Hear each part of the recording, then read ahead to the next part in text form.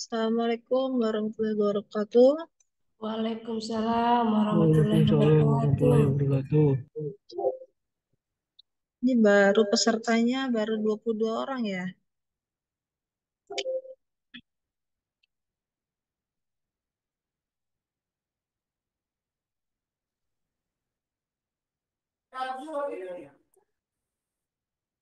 Kita tunggu sampai jam 9:05. Siapa? Tahu cepat.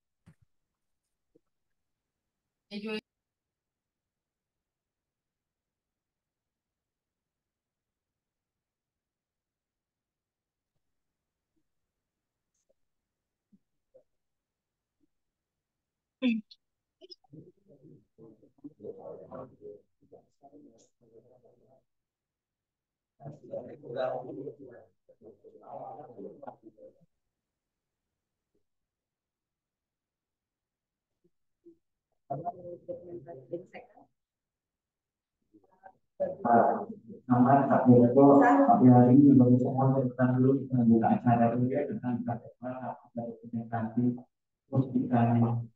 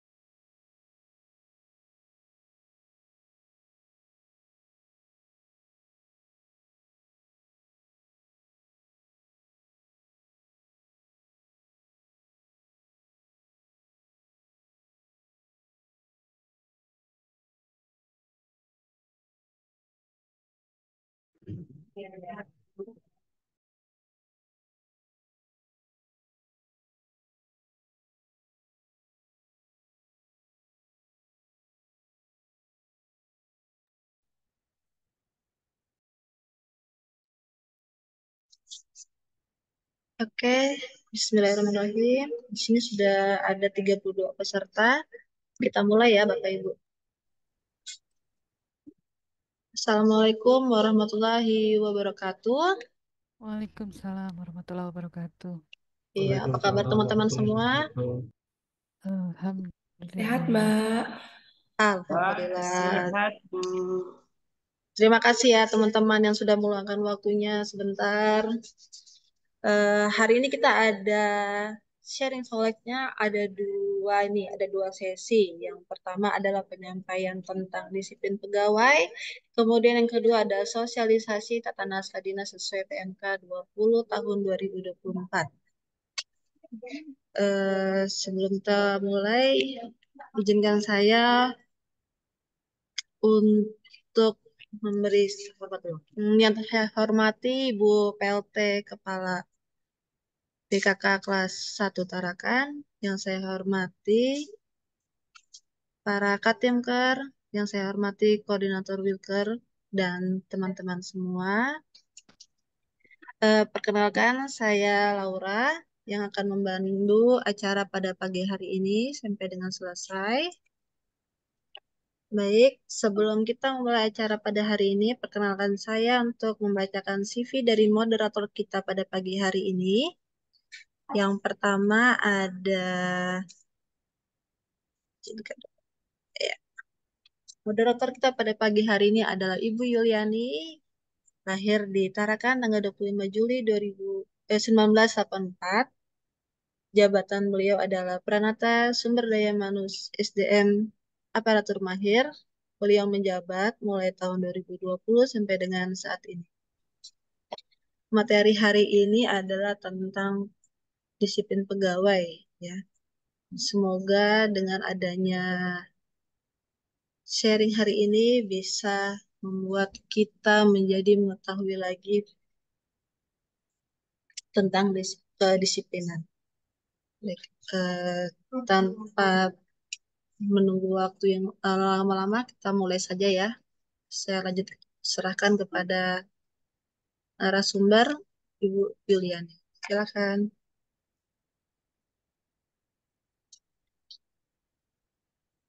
Assalamualaikum warahmatullahi wabarakatuh. Selamat pagi dan salam sejahtera buat kita semua.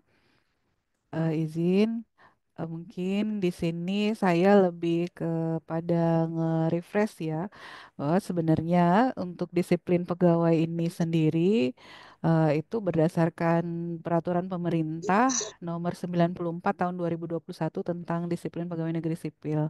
Izin sebelumnya, apakah suara saya terdengar dengan jelas? Sangat jelas, Mbak. Merdu. Ya, Ya, jelas. baik. Terima kasih. Eh, izin saya share screen.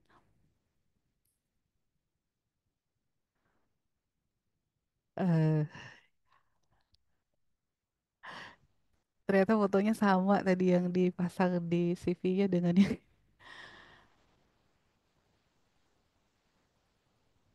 Oke, bentar ya. Ya, Bismillah. Ini pada pagi hari ini saya akan sharing terkait dengan disiplin pegawai negeri sipil berdasarkan PP nomor 94 tahun 2021. Ya, ini sebetulnya sudah kita ketahui ya, karena peraturan pemerintah ini sendiri sudah dikeluarkan tahun 2021. Di sini kita mencoba merefresh kembali, barangkali ada eh, yang sedikit kita lupakan ya tentang disiplin pegawai negeri sipil itu sendiri. Nah, ini sesuai dengan Undang-Undang Nomor 20 Tahun 2023 di pasal 10, bahwa fungsi kita sebagai fungsi pegawai ASN itu ada tiga. Yang pertama, kita itu sebagai pelaksana kebijakan publik. Yang kedua, kita adalah pelayan publik. Dan yang ketiga, kita itu perekat dan pemersatu bangsa. Tugas tugas kita sebagai pegawai itu adalah melaksanakan kebijakan publik, memberikan pelayanan yang profesional dan berkualitas. Nah, dalam melaksanakan kebijakan publik dan memberikan pelayanan yang profesional dan berkualitas, ini kita selalu mencerminkan perilaku core values berakhlak. Yang ketiga, tugas kita adalah mempererat persatuan dan kesatuan negara Tumben Kesatuan tuh, Republik Indonesia. ini bangunnya subuh ini. Kedudukan pegawai ASN berdasarkan pasal 8 dan 9 dalam Undang-Undang Nomor 20 Tahun 2023, pegawai ASN itu berkedudukan sebagai unsur aparatur negara, di mana pegawai ASN itu harus mematuhi peraturan perundang-undangan. Yang kedua, pegawai ASN itu harus bebas dari pengaruh dan intervensi semua golongan dan partai politik. Baik itu dilarang, PNS itu dilarang menjadi anggota dan atau pengurus partai politik. Yang kedua, pegawai ASN itu dilarang menjadi anggota dan atau pengurus ormas yang berafiliasi ke partai politik. Yang ketiga, pegawai ASN itu dilarang menunjukkan keberpihakan kepada para peserta pemilu dan pilkada kepada masyarakat. Nah, ini adalah potret perilaku ASN.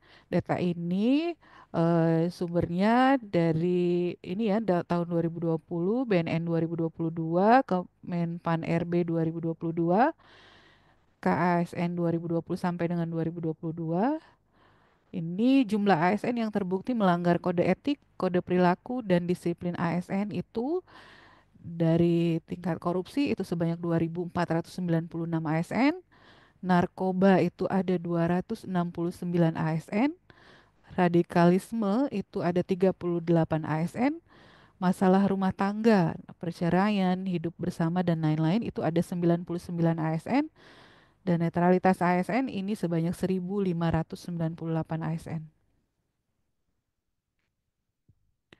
Nah, ini perlu kita ingat kembali bahwa disiplin PNS itu adalah kesanggupan PNS untuk menaati kewajiban dan menghindari larangan yang ditentukan dalam peraturan perundang-undangan.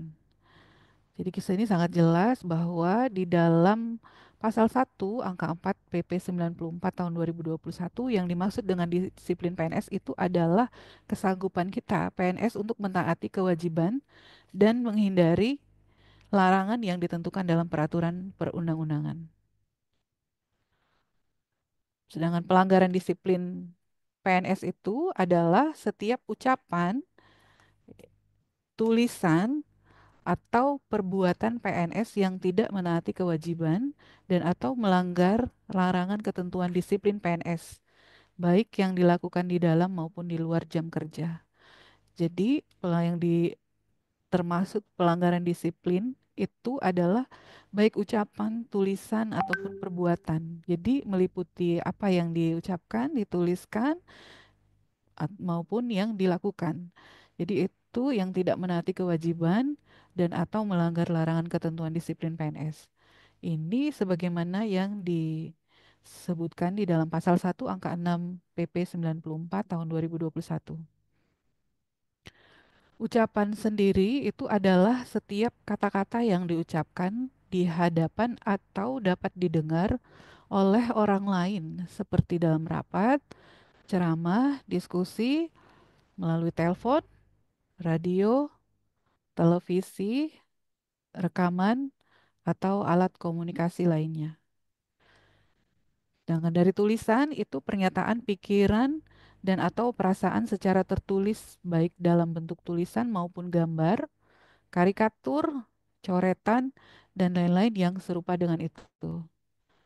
Yang ketiga, dari segi perbuatan itu adalah setiap tingkah laku, sikap, atau tindakan yang dilakukan oleh PNS atau tidak melakukan sesuatu yang seharusnya dilakukan sesuai peraturan perundang-undangan.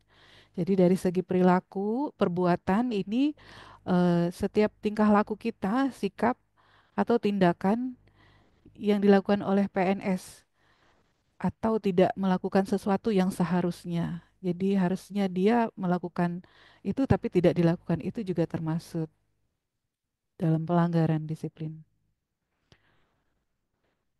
Kemudian ini ada kewajiban PNS. Kewajiban PNS ini yang pertama, kita harus setia dan taat sepenuhnya kepada Pancasila, Undang-Undang Dasar Negara Republik Indonesia tahun 1945, Negara Kesatuan Republik Indonesia dan pemerintah. Yang kedua, kita menjaga persatuan dan kesatuan bangsa. Yang ketiga, melaksanakan kebijakan yang ditetapkan oleh pejabat pemerintah yang berwenang. Keempat, menaati ketentuan peraturan perundang-undangan.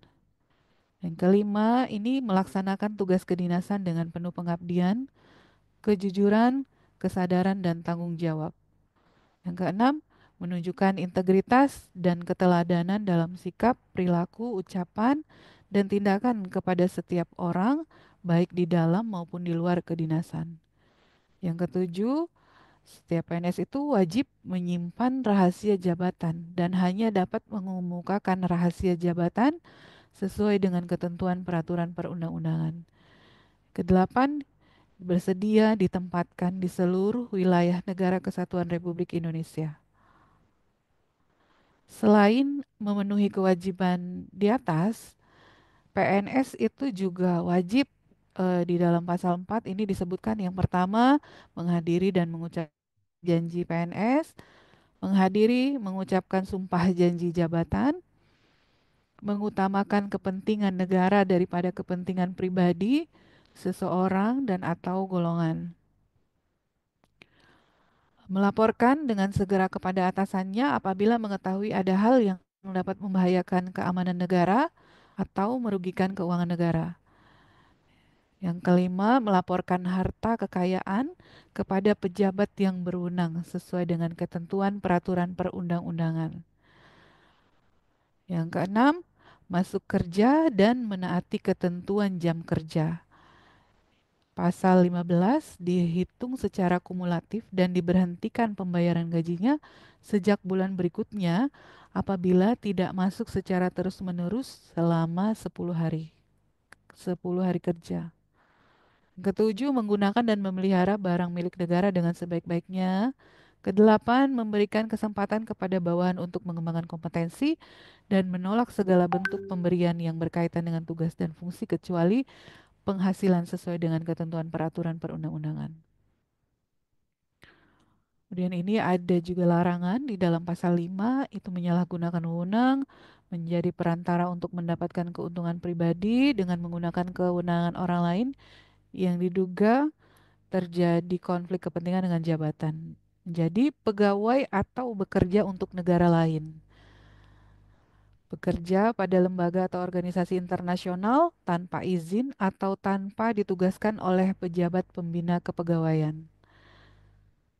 Bekerja pada perusahaan asing, konsultan asing, atau lembaga swadaya masyarakat asing kecuali ditugaskan oleh pejabat pembina kepegawaian. Memiliki, menjual, menggadaikan, menyewa, atau meminjamkan barang baik bergerak atau tidak bergerak, dokumen, atau surat berharga milik negara secara tidak sah. Kemudian yang ketujuh, melakukan pungutan di luar ketentuan. Yang kedelapan, melakukan kegiatan yang merugikan negara, bertindak sewenang-wenang terhadap bawahan, menghalangi berjalannya tugas kedinasan, menerima hadiah yang berhubungan dengan jabatan dan atau pekerjaan, meminta sesuatu yang berhubungan dengan jabatan, melakukan tindakan atau tidak melakukan tindakan yang dapat mengakibatkan kerugian bagi yang dilayani.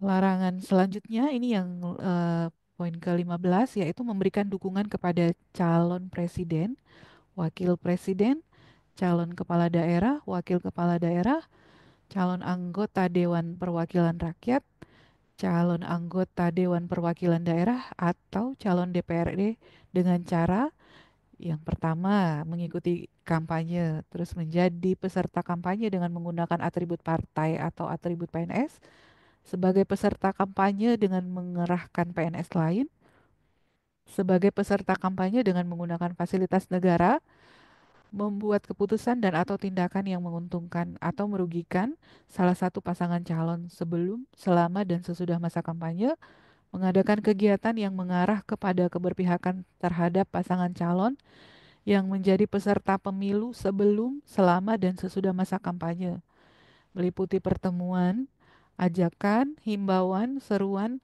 atau pemberian barang kepada PNS dalam lingkungan unit kerjanya, anggota keluarga, dan masyarakat, dan atau memberikan surat dukungan disertai fotokopi kartu tanda penduduk atau surat keterangan tanda penduduk. Itu adalah larangan yang terdapat di dalam pasal 5. Untuk tingkat dan jenis hukuman disiplin sendiri itu ada 3 tingkatan. Yang pertama, hukuman disiplin ringan, itu berupa teguran lisan, teguran tertulis, dan pernyataan tidak puas secara tertulis. Yang kedua, itu hukuman disiplin sedang. Ini ada penundaan kenaikan gaji berkala, penundaan kenaikan pangkat, dan penurunan pangkat 1 tingkat lebih rendah selama 1 tahun. Hukuman disiplin berat, ini ada penurunan pangkat 1 tingkat lebih rendah selama 3 tahun, pemindahan dalam rangka penurunan jabatan 1 tingkat lebih rendah, pembebasan dari jabatan, pemberhentian dengan hormat tidak atas permintaan sendiri sebagai PNS. Dan yang satunya pemberhentian tidak dengan hormat.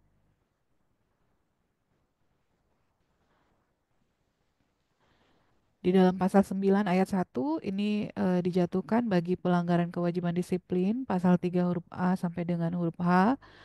Ini apabila berdampak negatif pada unit kerja.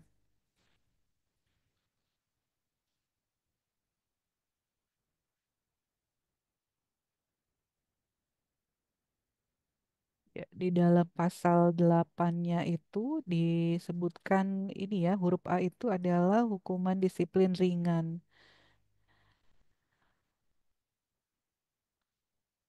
Kemudian ayat 2 dijatuhkan bagi PNS yang tidak memenuhi ketentuan pasal 4 huruf C. huruf G, dan huruf H. Ini kita perlu buka lagi kembali.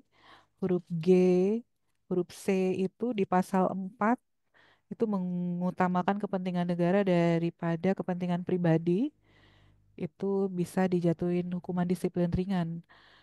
Kemudian huruf G itu menggunakan dan memelihara barang milik negara dengan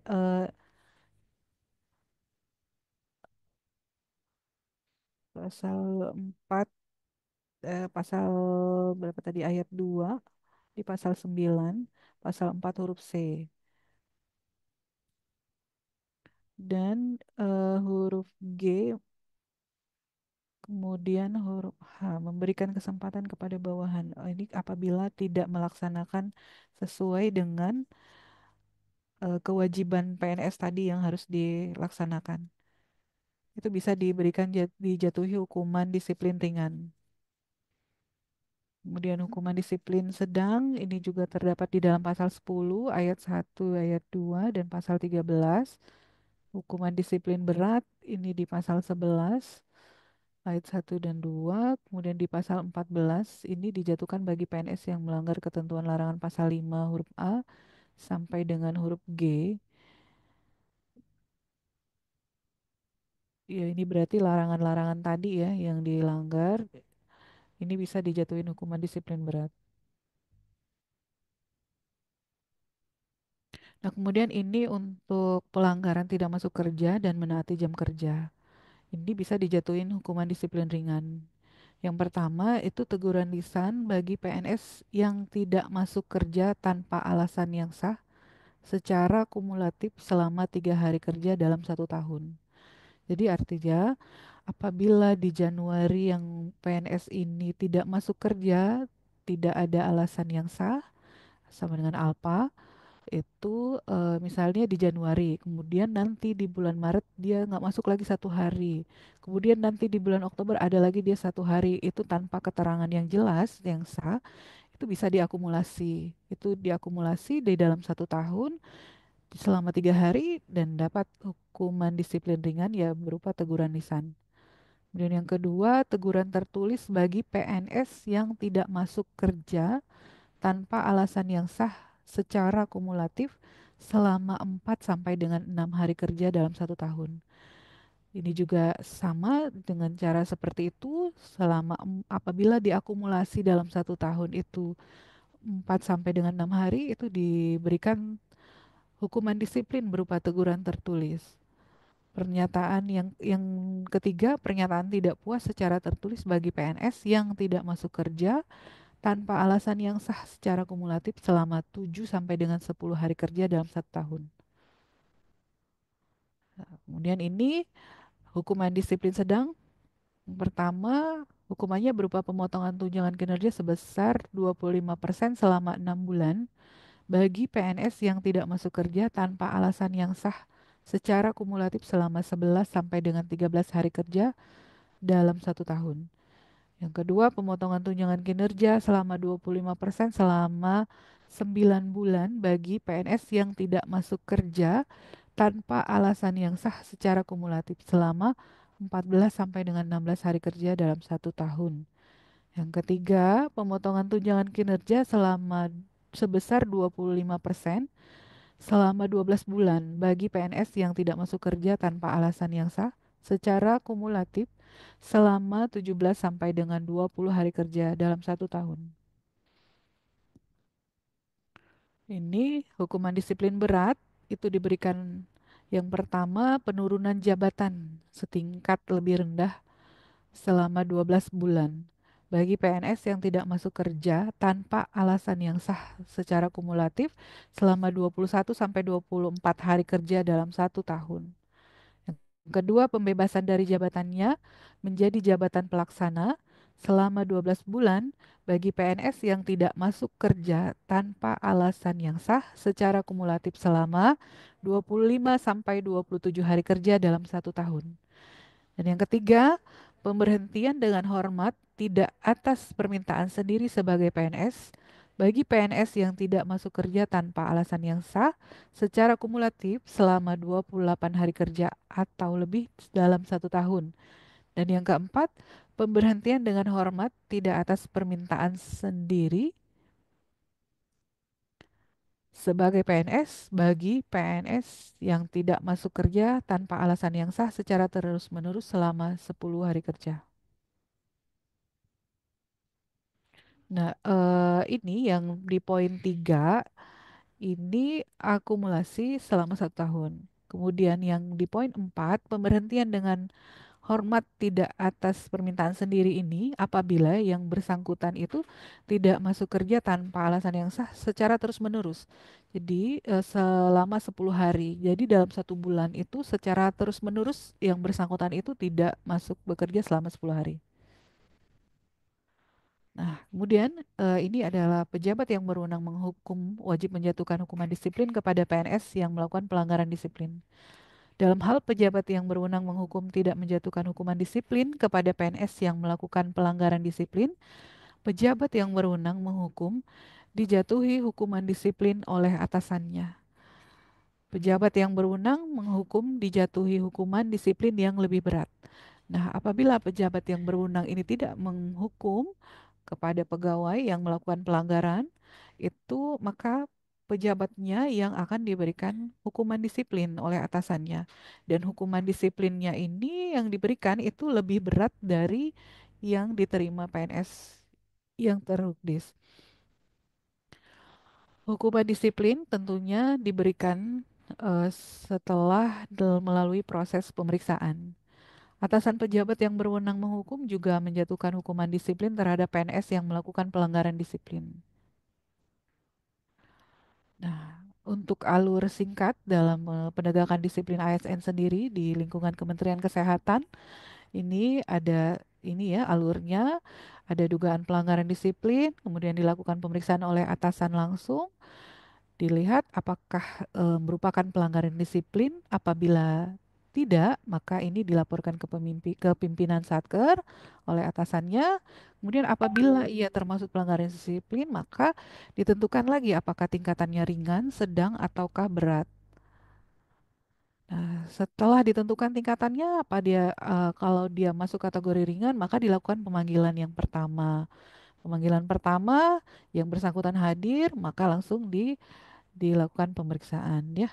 Kemudian kalau dia misalnya tidak hadir, ini dilakukan lagi pemanggilan yang kedua.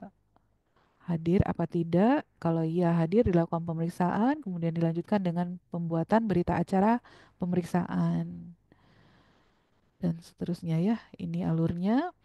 Yang tingkat sedang juga, kalau tingkat sedang dan berat itu dibuat tim, ada tim pemeriksanya. Tim pemeriksanya sendiri itu meliputi unsur-unsur dari atasan langsung, dari kepegawaian, kemudian ada tim pengawas. Tim pengawasnya ini bisa dari SKI, SPI, ataupun dari inspektorat. Nah, penjatuhan hukuman disiplin, ini setiap penjatuhan hukuman disiplin ditetapkan dengan keputusan pejabat yang berwenang menghukum.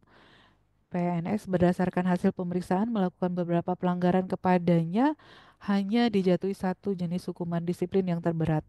Apabila seorang PNS itu melakukan pelanggaran ada beberapa pelanggaran yang dilakukan, maka hukuman disiplin yang dijatuhkan itu adalah tingkatan hukuman disiplin yang terberat. Jadi hanya satu, tapi yang terberat yang diberikan. Kemudian PNS yang pernah dijatuhi hukuman disiplin, kemudian melakukan pelanggaran yang sifatnya sama, maka dijatuhi hukuman disiplin yang lebih berat dari hukuman disiplin yang pernah dijatuhkan. PNS tidak dapat dijatuhi hukuman disiplin 2 kali atau lebih untuk pelanggaran disiplin yang sama. Hukuman disiplin yang akan dijatuhkan kepada PNS yang mendapatkan penugasan khusus dan bukan merupakan kewenangan pimpinan instansi atau kepala perwakilan tempat penugasan khusus, maka pimpinan instansi atau kepala perwakilan mengusulkan penjatuhan hukuman disiplin kepada pimpinan instansi induk disertai berita acara pemeriksaan. Nah, mungkin demikian yang bisa kami sampaikan. Untuk selanjutnya kami kembalikan ke moderator. Terima kasih. Oke, terima kasih banyak atas penyampaiannya. Bu, untuk Bapak Ibu, jika ada pertanyaan yang kurang jelas, boleh langsung ditanyakan oleh raise hand atau melalui chat. Silakan.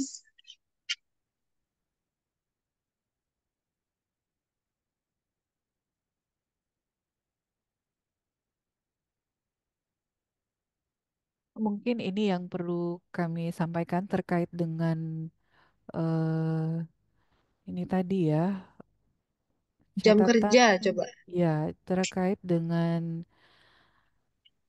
pelanggaran tidak masuk kerja dan menaati jam kerja. Nah, jadi kan kita memang Kementerian Kesehatan menerapkan fleksibilitas time untuk masuk kerja dan pulang kerja. Nah, akan tetapi untuk fleksibilitas time ini adalah dibuat itu untuk keringanan terhadap pembayaran tunjangan kinerja. Jadi, pembayaran tunjangan kinerja. Jadi, memang sekarang di PP 94 ini sudah tidak ada lagi pengakumulasian jam keterlambatan. Dan kita tidak bisa memberikan ini ya, menghitung berdasarkan akumulasi jam keterlambatan. Namun, pegawai tersebut itu tetap bisa dijatuhi hukuman disiplin. Nah, hukuman disiplinnya itu dikarenakan tidak menaati jam kerja yang seharusnya. Jadi kita tetap bekerja di jam 7.30 sampai dengan jam 16 di hari Senin sampai dengan Kamis, dan hari Jumat jam 7.30 sampai dengan jam 16.30. Jadi fleksibilitas time ini digunakan untuk apa ya, untuk keringanan di dalam pembayaran tunjangan kinerja, sehingga kalau kita terlambat 30 menit dan kemudian bisa digantikan pulangnya ditambah ditambah lagi 30 menit. Nah, namun secara aturan disiplin bahwa aturan jam kerja itu adalah jam 7.30, aturan kerja PNS itu ada jam 7.30 sampai dengan jam 16. Jadi itu tetap bisa dijatuhin hukuman disiplin kalau tidak sesuai dengan aturan jam masuk kerja yang tadi disebutkan.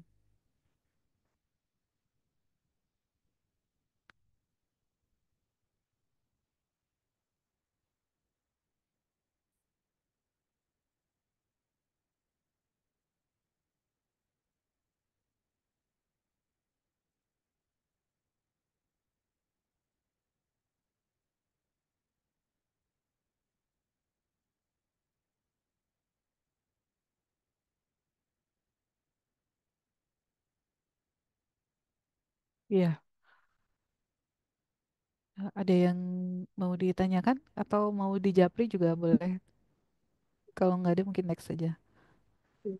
Jadi fleksibilitas time itu berlaku, tapi untuk kedisiplinan tetap ada ya Bu ya. Iya, jadi pegawai yang bersangkutan itu bisa tetap dijatuhi hukuman disiplin karena tidak menaati jam kerja. Jadi itu masih tetap bisa dijatuhi hukuman disiplin karena jam kerja kita adalah jam 7.30 sampai dengan jam 16 tadi. Dia fleksibilitas itu ya untuk itu tadi ya, pembayaran tunjangan kinerja gitu. Oke. Ya, Bapak Ibu yang lain ada yang mau bertanyakan terkait absensi nih? Ya, kalau misalnya nggak ini nanti bisa di Japri deh. Boleh kan? Di telepon juga boleh. Boleh. Ya, mungkin bisa ke TND selanjutnya. Yang penting ini udah tersampaikan maksud informasi ini Ya, dan kita udah nge-refresh lagi kembali pengingat tentang disiplin pegawai. Kalau mau baca-baca, baca-baca lagi di PP nomor 94 tahun 2021 tentang disiplin pegawai. ya, siap.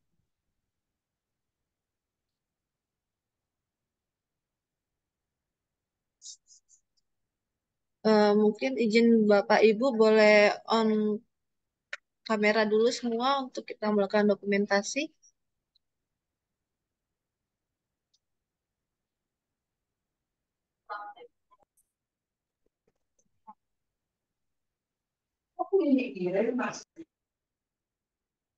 Dilingkas keroyokan ya. Menyesuaikan kameranya ini. Siap, siap, siap.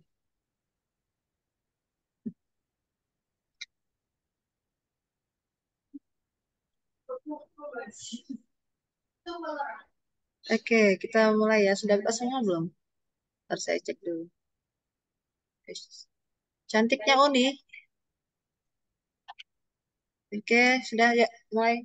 Satu, dua, tiga. Sekali lagi. Satu, dua, tiga. Satu. Oke, terima kasih.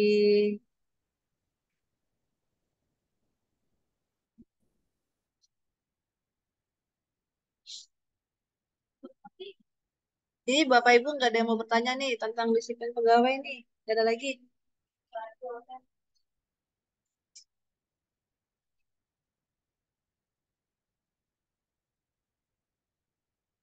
Ini sudah paham semua ya. Alhamdulillah.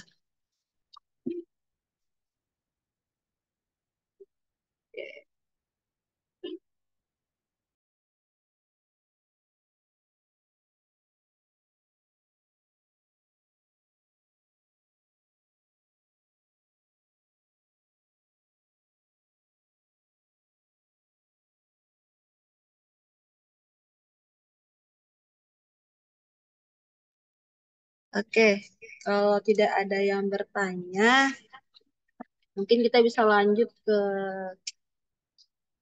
sharing selanjutnya, yaitu tentang tata naskah dinas sesuai PMK 20 tahun 2024. Sebelumnya kami ucapkan terima kasih ya kepada Mbak Yuli. Oke, sini saya akan menyampaikan.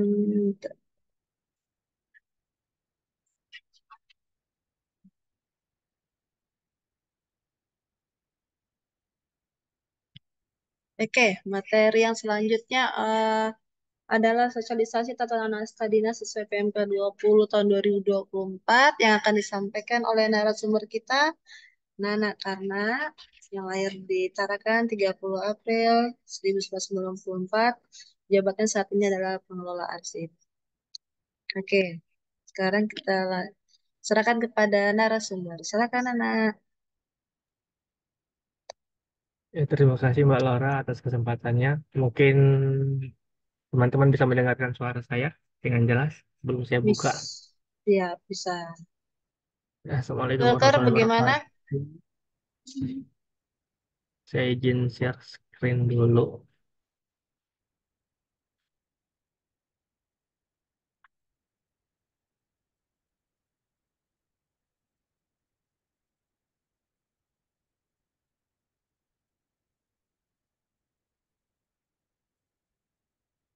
Assalamualaikum warahmatullahi wabarakatuh dan terima kasih teman-teman yang sudah hadir dalam dari ini untuk sosialisasi terkait tata naskah dinas yang sesuai dengan Peraturan Menteri Kesehatan Nomor 20 Tahun 2024.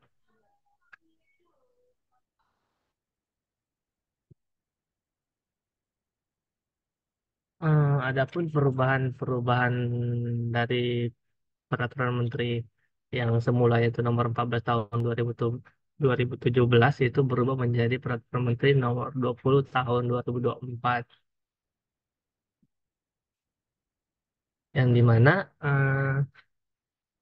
peraturan yang sebelumnya itu yang nomor 14 itu memiliki batang tubuh yang bersifat tentang konsideran dan pasal 1 sampai pasal 6 dan ada pun lampiran yang berisi 7 bab mulai dari pendahuluan, jenis dan format naskah dinasnya, penyusunan naskah dinas, pengamanan naskah dinas, kewenangan penandatanganan, pengendalian naskah, dan penutup.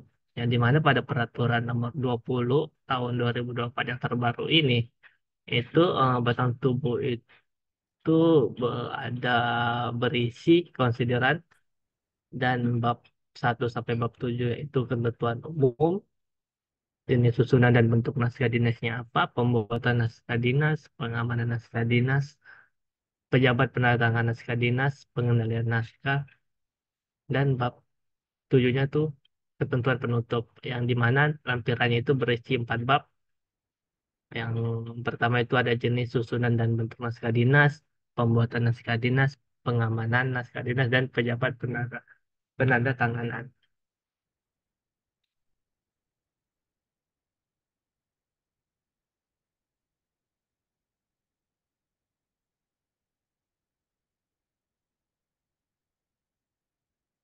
Adapun daftar-daftar perubahan yang terjadi di peraturan yang terbaru nomor 20 tahun 2024 itu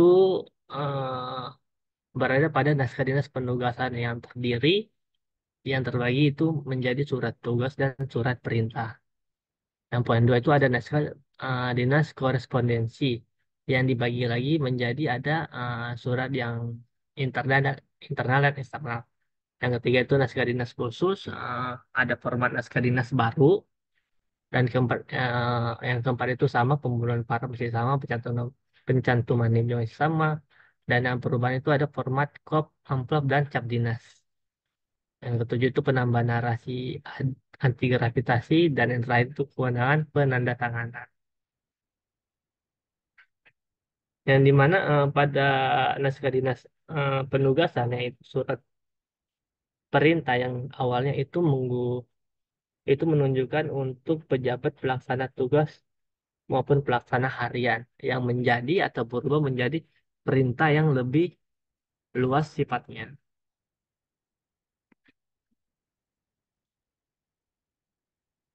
Naskah dinas penugasan atau surat tugas yang awalnya itu surat tugas yang dimaksud yang dibuat oleh atasan atau pejabat yang berwenang itu kepada bawahan atau pejabat lain yang diberi tugas yang memuat apa yang harus dilakukan.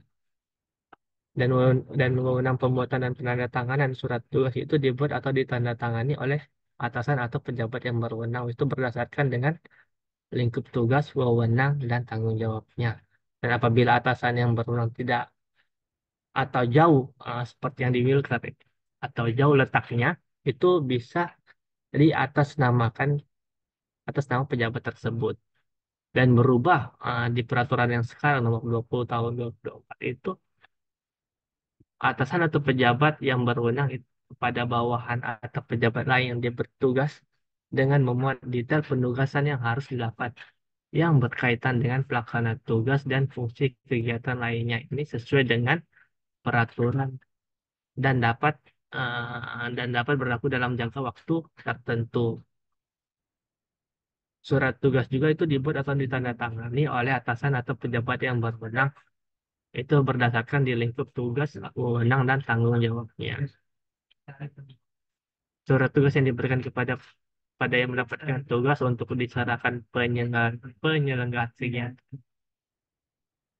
Surat tugas itu juga tidak berlaku setelah tugas termuat selesai dilaksanakan. Jadi kalau teman-teman yang melakukan tugas tapi surat tugasnya belum terbit itu tidak bisa membuat surat tugas setelah melakukan tugas. Itu digantikan dengan surat keterangan. Jadi kalau teman-teman yang bertugas mendapatkan tugas atau sifatnya itu dadakan, surat tugasnya belum terbit. Jadi itu bisa digantikan teman-teman setelah melakukan tugas itu membuat surat keterangan. Karena kalau teman-teman membuat surat tugas itu, surat tugasnya itu tidak berlaku. Nah, ini pun ada tadi surat penugasan itu ada surat perintah dan surat tugas yang di mana tuh kalau surat perintah itu dibuat oleh atasan atau pejabat yang berwenang kepada bawahan atau pejabat yang lainnya yang diperintah dalam lingkup unit yang bersangkutan yang memuat detail perintah. Ini disampaikan kepada yang mendapatkan tugas dan tembusannya pun disampaikan kepada unit kerja yang terkait. Sedangkan surat tugas sendiri itu dibuat oleh atasan atau pejabat yang berwenang kepada bawahan atau pejabat lain yang diberi tugas. Dengan memuat detail penugasan yang harus dilakukan berkaitan dengan pelaksanaan tugas dan fungsinya kegiatan lainnya sesuai dengan ketentuan peraturan undang-undangan dalam jangka waktu tertentu. Ini pun disampaikan kepada yang mendapat tugas atau diserahkan ke penyelenggara lainnya. Dan apabila pada saat penugasan belum dapat dikeluarkan, maka surat dibuat itu surat keterangan sebagai pengganti surat tugas yang seperti saya jelaskan yang sebelumnya itu. Nah, yang berikutnya itu ada naskah dinas korespondensi yang dibagi ada dua yaitu internal dan eksternal. Yang awalnya tuh naskah dinas yang awalnya itu ada yang secara internal itu nota dinas dan disposisi yang berubah, bukan berubah tapi ada tambahan. Ada tambahannya itu surat memorandum dan surat undang. Dan kalau eksternal itu tetap sama surat dinas dan atau surat undangan dan menjadi satu aja menjadi surat dinas.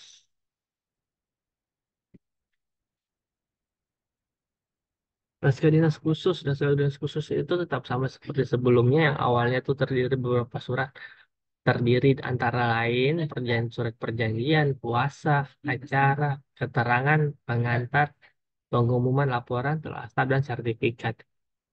Dan dan pada peraturan nomor 20 tahun 2024 ini ada tambahan yaitu berupa sertifikat dan notul. Nah, ini tadi yang beberapa tambahan yang terbaru di tahun 2024.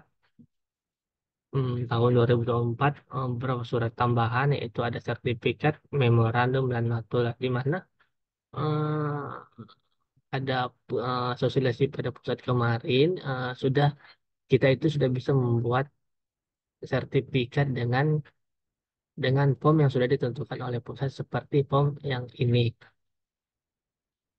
Dan untuk form memorandum juga teman-teman tuh bisa juga melihatnya untuk pembuatan surat terbaru. Dan ada pun yang baru juga Notula di mana ketika kita melakukan rapat itu pasti ada Notula yang mencatat kegiatan kita dan itu dibuat dan dirangkum dan ada sudah form tertentu dari pusat untuk membuat Notula yang seperti form ini yang sudah yang ditentukan oleh pusat. Dan pada pembuahan parab tuh yang pembuahan parab pun tetap sama ya. Berapa pada yang awalnya itu pejabat eselon 1 itu ada parab di kanan kiri status jabatan itu parab eselon dan parab eselon 2. Adapun pada unit kerja yang tidak memiliki administrator itu bisa diparab oleh Subakadum dan atau parab eselon 2 atau dengan ketika unit kerjanya ada administratornya itu para eselon 2 dan 3. Dan tetap sama sih ini sudah jadi sudah aturan dari pusat dan ketentuannya sudah seperti ini.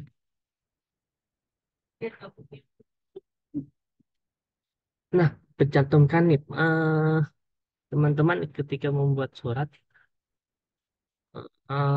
itu yang awalnya dicantumkan pada hampir semua naskah dinas dan kecuali nota dinas tapi tidak memungkinkan beberapa teman-teman jika membuat surat nota dinas itu masih ada menggunakan nik. Jadi itu tidak perlu menggunakan nik, cukup menggunakan nama dan gelar. Itu nota dinas dan dan itu pada peraturan menteri terbaru eh, penggunaan nik itu dilakukan pada naskah-naskah seperti eh, surat-surat pengantar atau surat yang menggunakan atas nama untuk beliau atau PLT dan PLH. Selain itu tidak perlu menggunakan nik teman-teman. Nah, perubahan KUP yang sudah kita realisasikan dari tahun lalu ya, KUP yang awalnya kita menggunakan seperti ini yang sebelah kiri dan menjadi KUP kita yang terbaru itu yang sebelah kanan ini. Yang di mana di sini ada lambang UPT kita dan Kementerian Kesehatan dan UPT kita dan alamat. Nah, teman-teman juga sudah tahu ya kalau kita sudah mengganti dinas kita yang awalnya itu menggunakan cap seperti ini, Kementerian Kesehatan itu sudah tidak menggunakan, ada perubahan selain cap Garuda. Jadi cap dinasti kita menggunakan cap terbaru dan warna terbaru. Kecuali yang ini masih ada untuk jabatan menteri ya, untuk cap Garuda.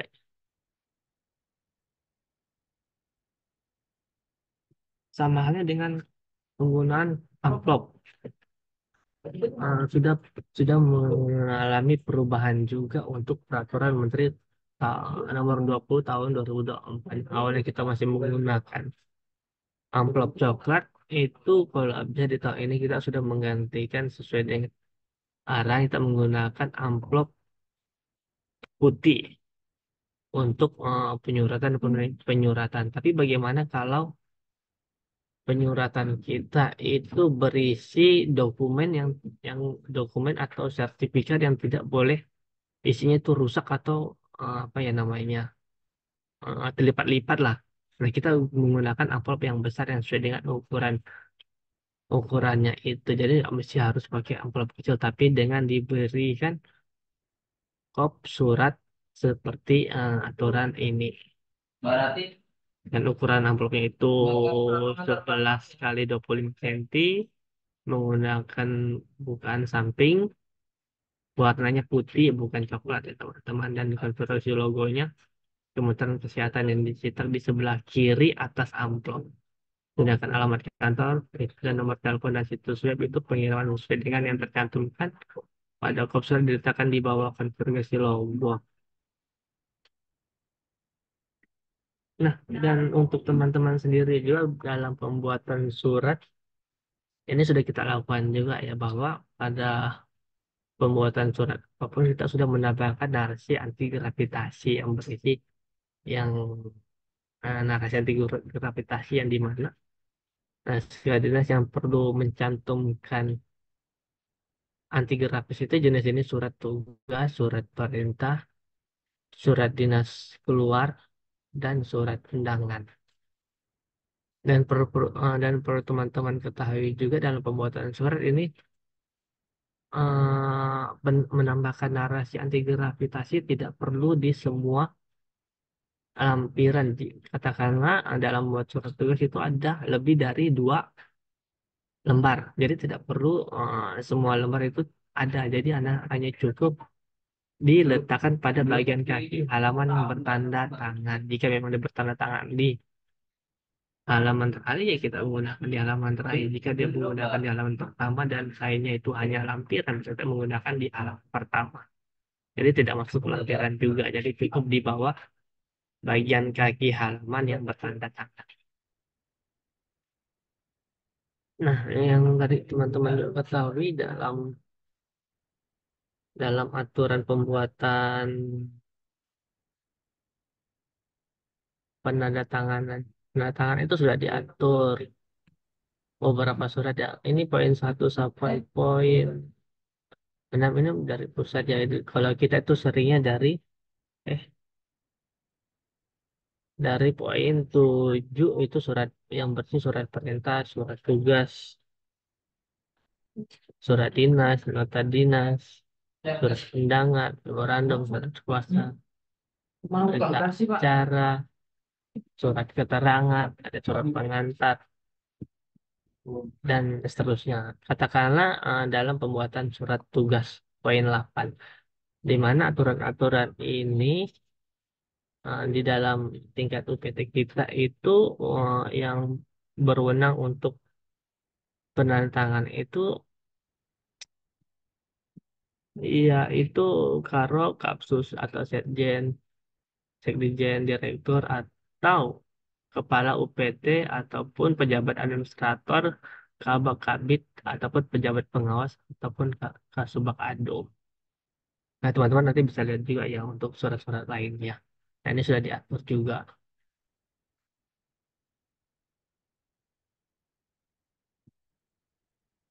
Dan bagaimana sistematika peraturan fungsi tahun 2000 nomor 20 tahun 2024. Yang pertama itu tadi yang saya jelaskan di awal tadi, konsideran itu bab satu tuh ada berisi dengan jenis susunan surat dalam bentuk naskah dinas. Bab duanya itu bab satunya ketentuan umum, bab duanya jenis susunan, bab tiganya itu pembuatan naskah dinas, bab empatnya pengamanan naskah dinas, lima penjabaran tantangan, pengendalian naskah, bab tujuhnya ketentuan dan penutup dan ada penampilan itu jenis surat pembuatan naskah dinas, pengamanan naskah dinas dan penjabaran tantangan.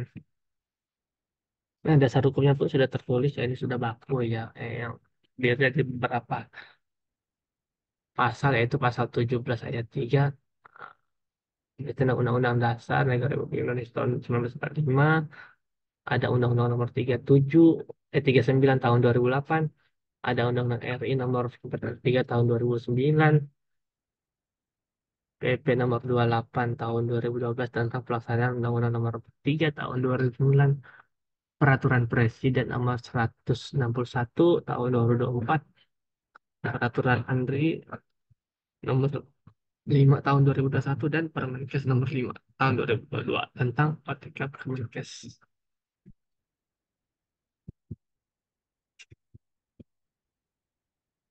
Dan bagaimana tentang tata naskah desa itu peraturan tentang jenis, susunan, dan bentuk pembuatan, pengamanan, pejabat penandatanganan, dan pengendalian yang digunakan dalam bentuk komunikasi kedinasan. Adapun kita akan membahas beberapa poin-poin ini. Yang pertama itu jenis, susunan, dan bentuk naskah dinas. Nah, jenis-jenisnya itu ada tiga, yaitu naskah dinas arahan, korespondensi, dan naskah dinas khusus. Yang dimana naskah dinas arahan itu berisi tentang naskah dinas pengaturan.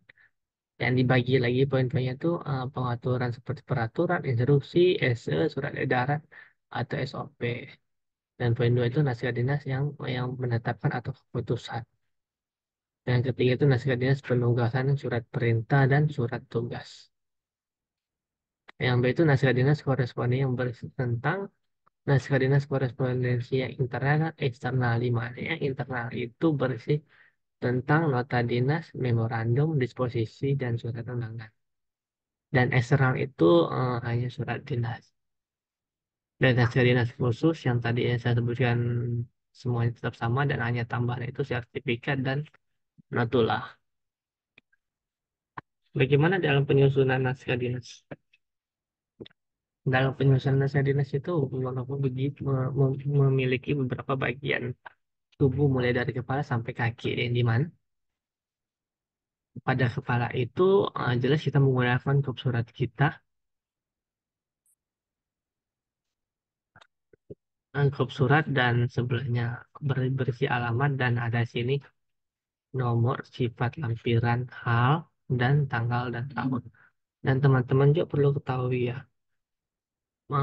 untuk beberapa poin ini sifat sifat surat yang sering kita temui itu sifatnya biasa dan dibagi lagi menjadi tiga, itu surat terbatas dan rahasia. Dan ketika teman-teman membuat surat, jika surat itu surat biasa, pada pada pada pada paragraf ini, pada sifat ini itu teman-teman boleh menghilangkan jika jika sifat surat itu bersifat biasa. Jadi bisa dihilangkan ya, sam dihilangkan aja, sama halnya dengan lampiran. Ketika lampiran teman-teman itu tidak ada, lampiran ini bisa dihilangkan. Jadi jangan diketik strip. Jadi hilangkan aja. Jadi mungkin kalau memang sifatnya biasa dan lampirannya tidak ada, berarti semua langsung ke, dan ketentuan dalam pembuatan lampiran juga itu dituliskan dalam bentuk kalimat ya. Misalnya ada dua lampiran, jadi dituliskan dua lampiran dalam struktur kalimat. Dan bagaimana jika lampirannya ini banyak ya? Teman-teman mungkin melampirkan dokumen itu lebih banyak. Itu sudah diatur. Jika teman-teman melampirkannya lebih dari 11 halaman, itu teman-teman tidak butuh, teman-teman tidak mesti harus mengetik di sini 11 halaman, tapi tulis saja langsung di sini satu berkas dengan ketentuan, satu berkas dalam kalimat kecil semua. Jadi jika ada ada belasan atau puluhan, ya udah tulis saja itu dalam satu berkas. Jika kelipatan menjadi dua berkas. Dan bawahnya sama ya, menggunakan yang terhormat grup dan nama jabatan dan alamatnya. Batang tubuhnya tetap sama, kita menggunakan paragraf dengan menjorok ke dalam, dan catatan kaki. Pada bagian kaki itu ada nama jabatan, tanda tangan, nama lengkap, dan tembusan. Dan beberapa hal juga untuk bagian tembusan ini, jika tidak ada tembusan, itu ini bisa dihilangkan ya. Tapi kalau jika ada, itu bisa dituliskan. Katakanlah tembusannya hanya satu. Kalau jika ada satu, juga teman-teman nggak perlu menuliskan di sini angka satu. Jadi langsung aja kepada siapa. Kecuali tembusan itu memiliki lebih dari satu, ada dua atau tiga. Nah, baru teman-teman bisa menuliskan angka di sini sesuai dengan nomor urut satu, dua, tiga kepada siapa. Seperti itu aja, dan tetap sama di bawahnya, di bawah nama di bawah tanda tangan ada narasi anti gravitasi.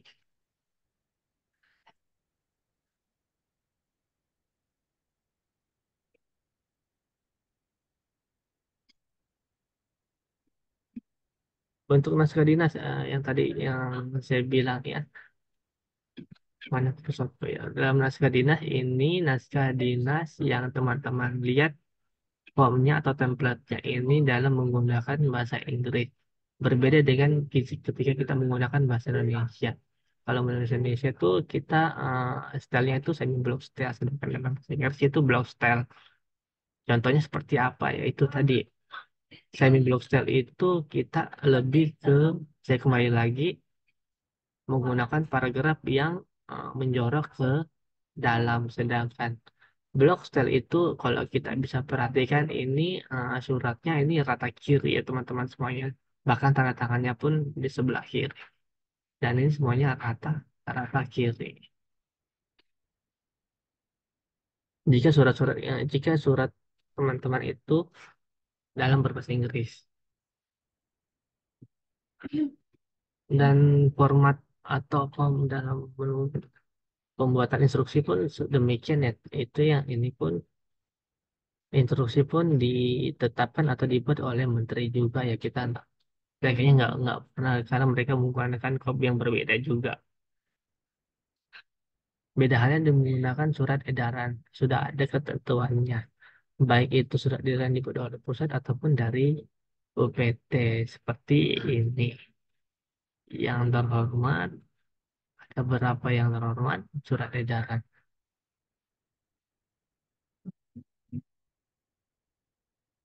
Nah, dalam pembuatan nota dinas pun,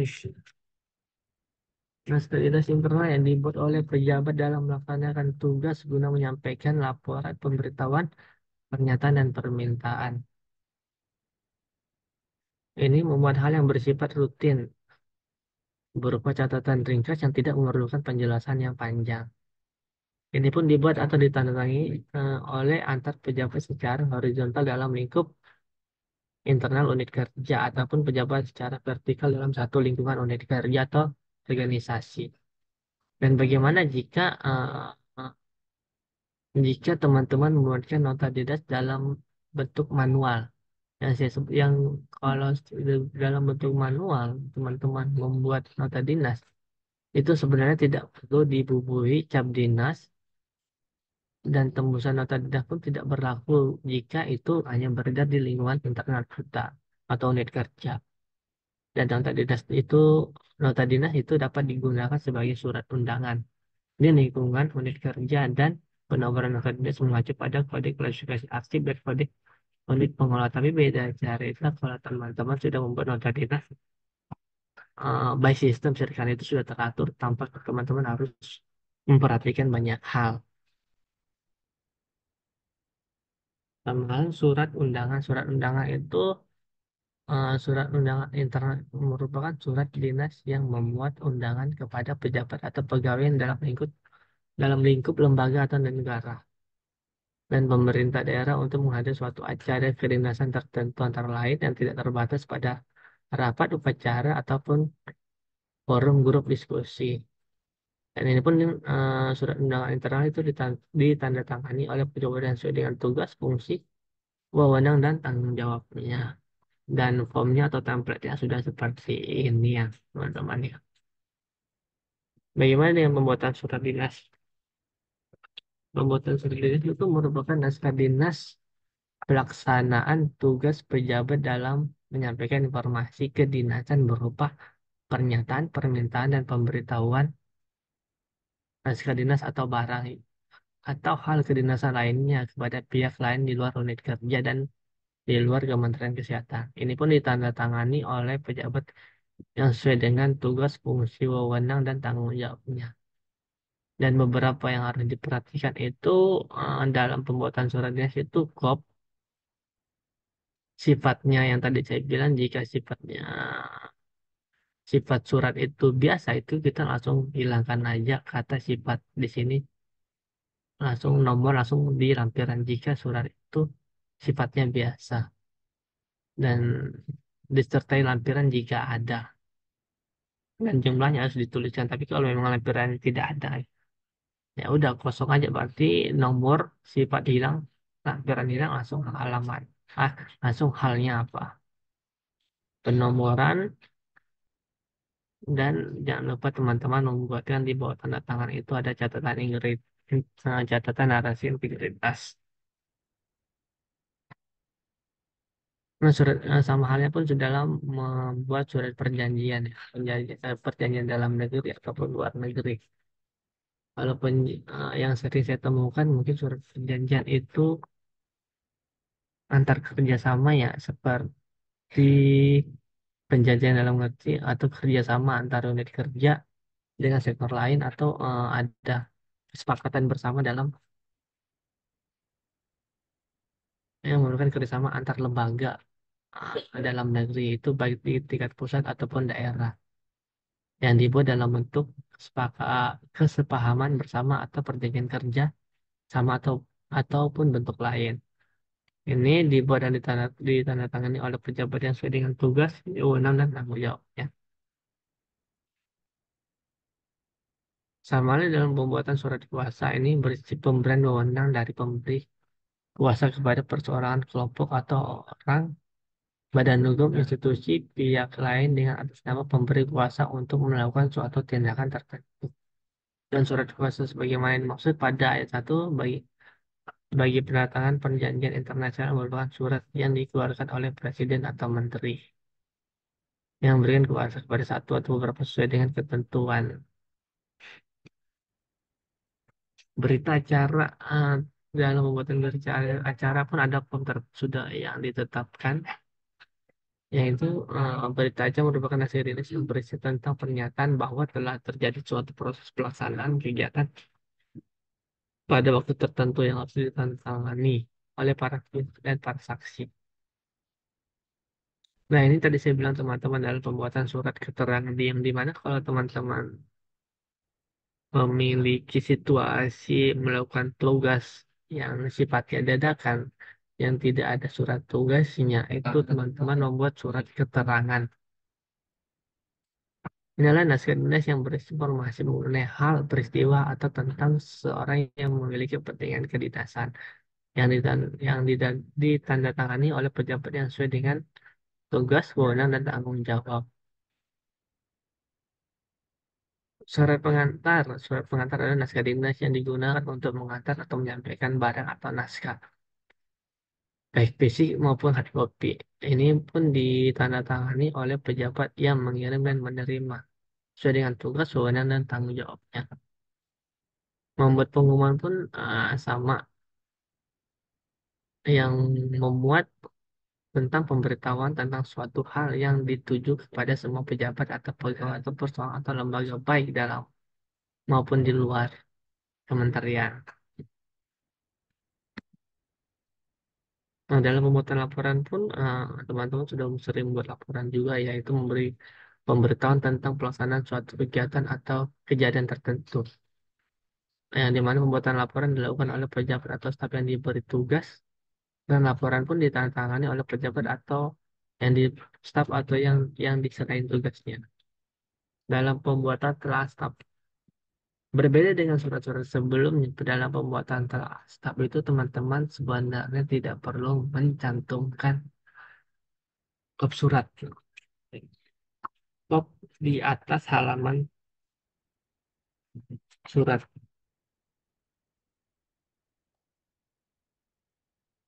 Jadi langsung isinya telah stafnya tentang apa dan berisi tentang isinya seperti apa, dan tidak dibubuhi dengan narasi anti gravitasi.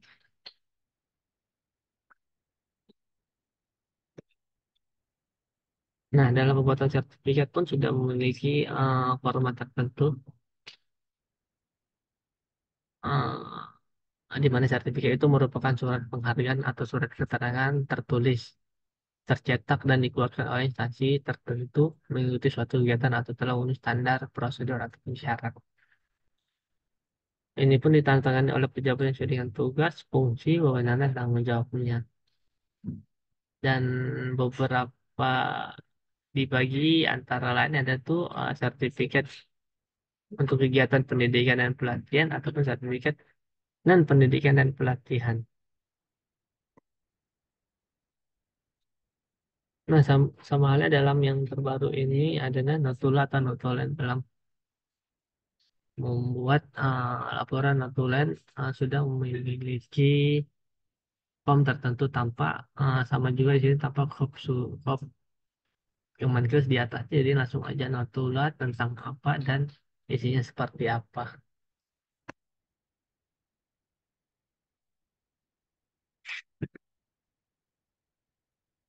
Untuk yang berikutnya itu pembuatan naskah dinas, di mana prinsipnya itu dibuat dan dikirim oleh pihak yang berwenang dalam bentuk susunan, pengetikan, isi, struktur, dan kaidahnya itu berusaha menggunakan bahasa yang mudah dipahami dan formal, logis, efektif, singkat, padat, dan mudah dipahami.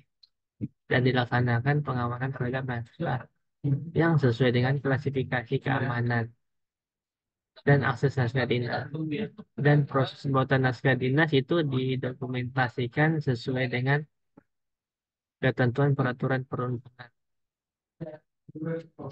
Dan beberapa yang harus diperhatikan itu tetap ya, tetap lambang negara dan logo, bentuknya seperti apa, penomoran, penulisan, alamat, penggunaan kertas, amplop, dan tinta, jarak spasi itu ditentukan juga, nomor halaman, tembusan, lampiran, tanda tangan para pencap, dan konsepnya. Nah, ini teman-teman sudah melakukan untuk Kopnas Kadidas itu kita itu Kopnas Kadinas untuk naskah yang ditandai oleh pejabat eselon satu satu pejabat lain, dan Kopnas Kadinas untuk naskah dinas yang ditandai kepala unit pelaksana. Sebenarnya dalam sosialisasi kemarin itu dalam pembuatan kop itu di lambang Kemenkes itu kita boleh mencantumkan unit kerja kita di sini. Itu sifatnya boleh. Ya, yang saya maksud itu boleh berarti dia itu sunnah. Dia boleh tidak ataupun di sini. Apa nih? Penyusunan dan persetujuan atau format verbal ataupun surat verbal kita. Ya, di mana yang mana kalau kita masih membuat surat secara manual, kita masih menggunakan surat verbal. Berbeda cara kita kalau teman-teman sudah menggunakan sistem. By sistem itu yang kita gunakan untuk seringkali itu sudah tidak ada surat verbal ya kalau nggak salah di situ. Nah, penurunan surat, mungkin penurunan surat teman-teman sudah nggak asing ya, yang di mana tuh ada kode kualifikasi surat, kode unit, nomor urut surat, dan tahunnya. Tapi berbeda cerita kalau teman-teman mendapatkan surat itu sifatnya terbatas ataupun bersifat rahasia.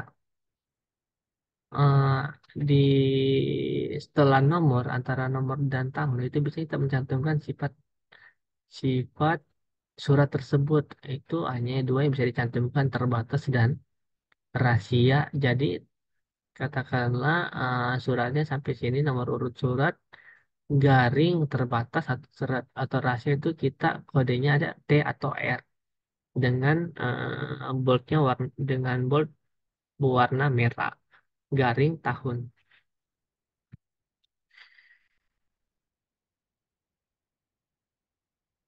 Penulisan itu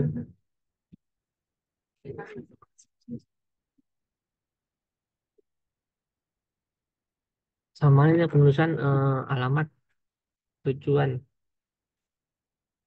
itu tetap sama ya teman-teman, menuliskan setelah kata yang terhormat selalu di bawahnya yang ditulis sesuai dengan hierarki di bawah kata yang terhormat atau sebagai lampiran dan hasil dinas korespondensi eksternal yang dituju kepada nama pejabat atau pimpinan pada unit organisasi yang dituju. Ketentuan berikutnya itu naskah dinas yang tidak dapat ditujukan kepada identitasnya itu tidak individual, misal kantor, kementerian, ataupun lembaga dan sebagainya. Naskah dinas itu juga kepada pejabat pemerintah ataupun pejabat negara. Itu ditulis paling sedikit memuat nama jabatan yang dituju. Penulisan alamat dalam naskah dinas itu paling sedikit itu memuat nama kota tujuan. Paling sedikit itu memuat nama kota tujuan naskah dinasnya. Dan dalam hal ini ditulis dan dalam hal naskah dinas itu ditujukan lebih dari dua tujuan dapat ditempatkan di lampiran.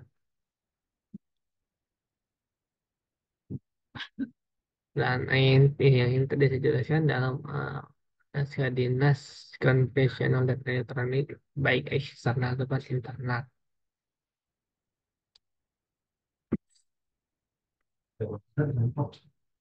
Kertas dan tinta. Sebenarnya teman-teman dalam pembuatan naskah dinas itu itu menggunakan HVS putih 80 gram yang dimana aturan itu ada untuk ukuran. Beberapa itu dibagi ada yang menggunakan F4 sama A4. Untuk ukuran F4 sendiri itu naskah dinas arahan. Naskah dinas arahan yang dimana naskah dinas arahan itu berisi tentang seperti pembuatan peraturan atau Permenkes, pembuatan instruksi, pembuatan SE, SOP, surat ketentuan, surat tugas, dan surat perintah. Tapi jika menggunakan A4 itu bisa menggunakan naskah dinas korespondensi dan khusus. Dan tintanya pun kita menggunakan tinta hitam kecuali dalam membubuhi paraf ataupun nomor urut surat. Itu menggunakan tinta virtual. Jarak spasi dan ukuran ataupun kata penyambung.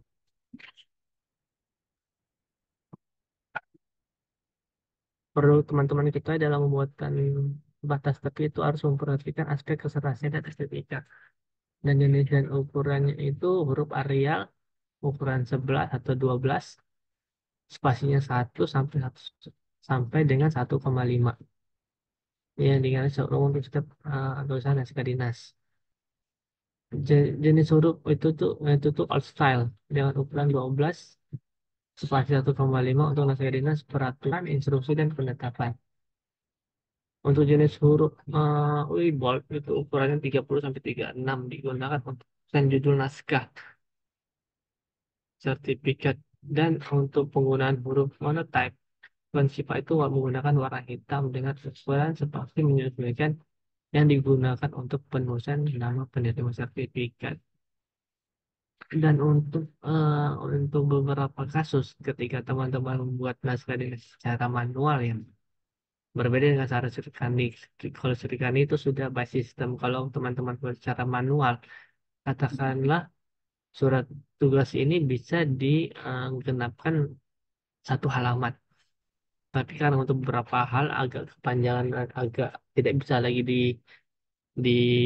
disingkat lagi kata-katanya menjadi 2 halaman. Jadi mungkin bisa jadi di halaman kedua itu tanda tangannya itu di halaman kedua, sedangkan isinya itu di halaman pertama. Ini kan teman-teman ini kan kayak nanggung ya pembuatan suratnya. Nah, bagaimana cara mensiasatinya itu dengan teman-teman bisa memodifikasi untuk ukuran batas tepi dari kertas yang awalnya 1,5 mungkin teman-teman batas tepi kanan kiri itu teman-teman sesuaikan, tapi tidak juga terlalu memaksa sehingga sehingga surat tersebut terlihat tidak serasi ataupun estetik.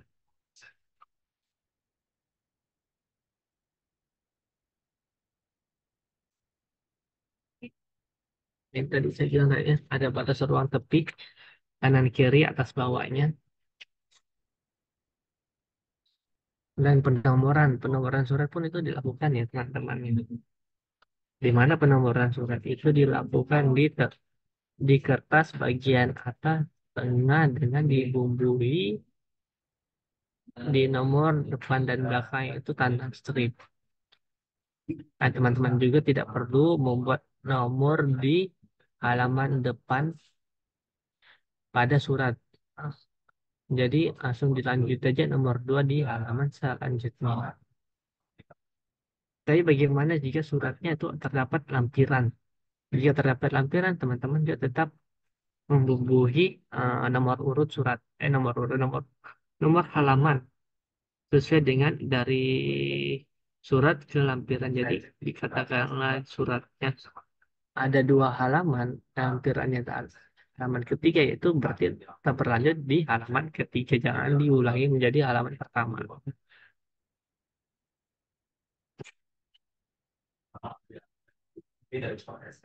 Bagaimana mencantumkan nomor urut pada lampiran? Teman-teman bisa mencantumkan seperti ini. Jadi tik aja di lampiran di pojok kanan atas lampiran 1.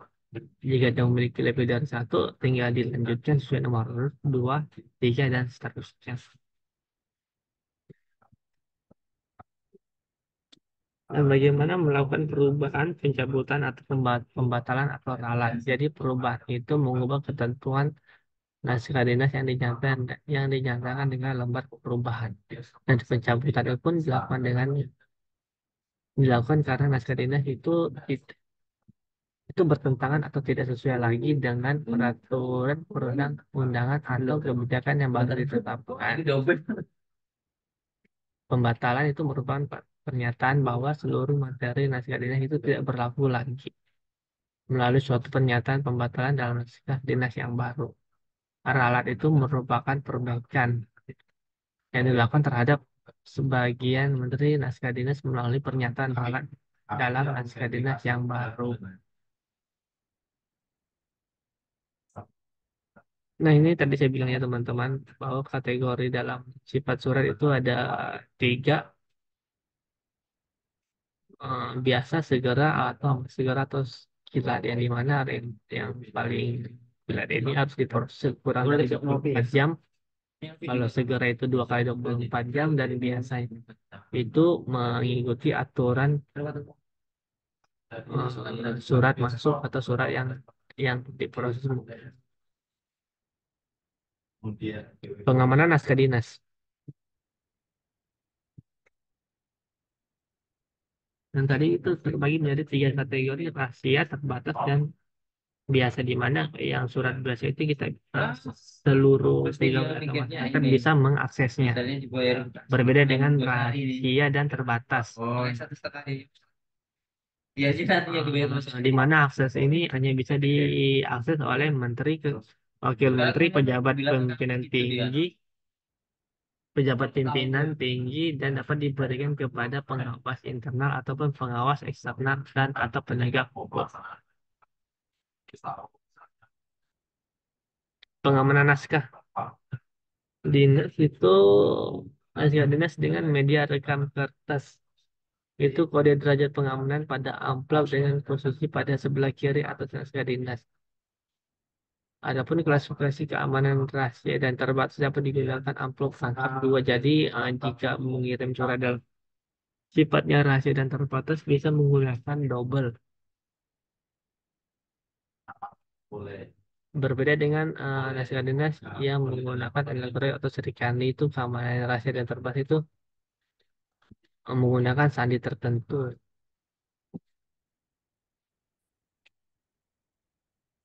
Dan ini pengamanan naskah dinas yang tadi saya bilang dalam pembuatan nomor urut.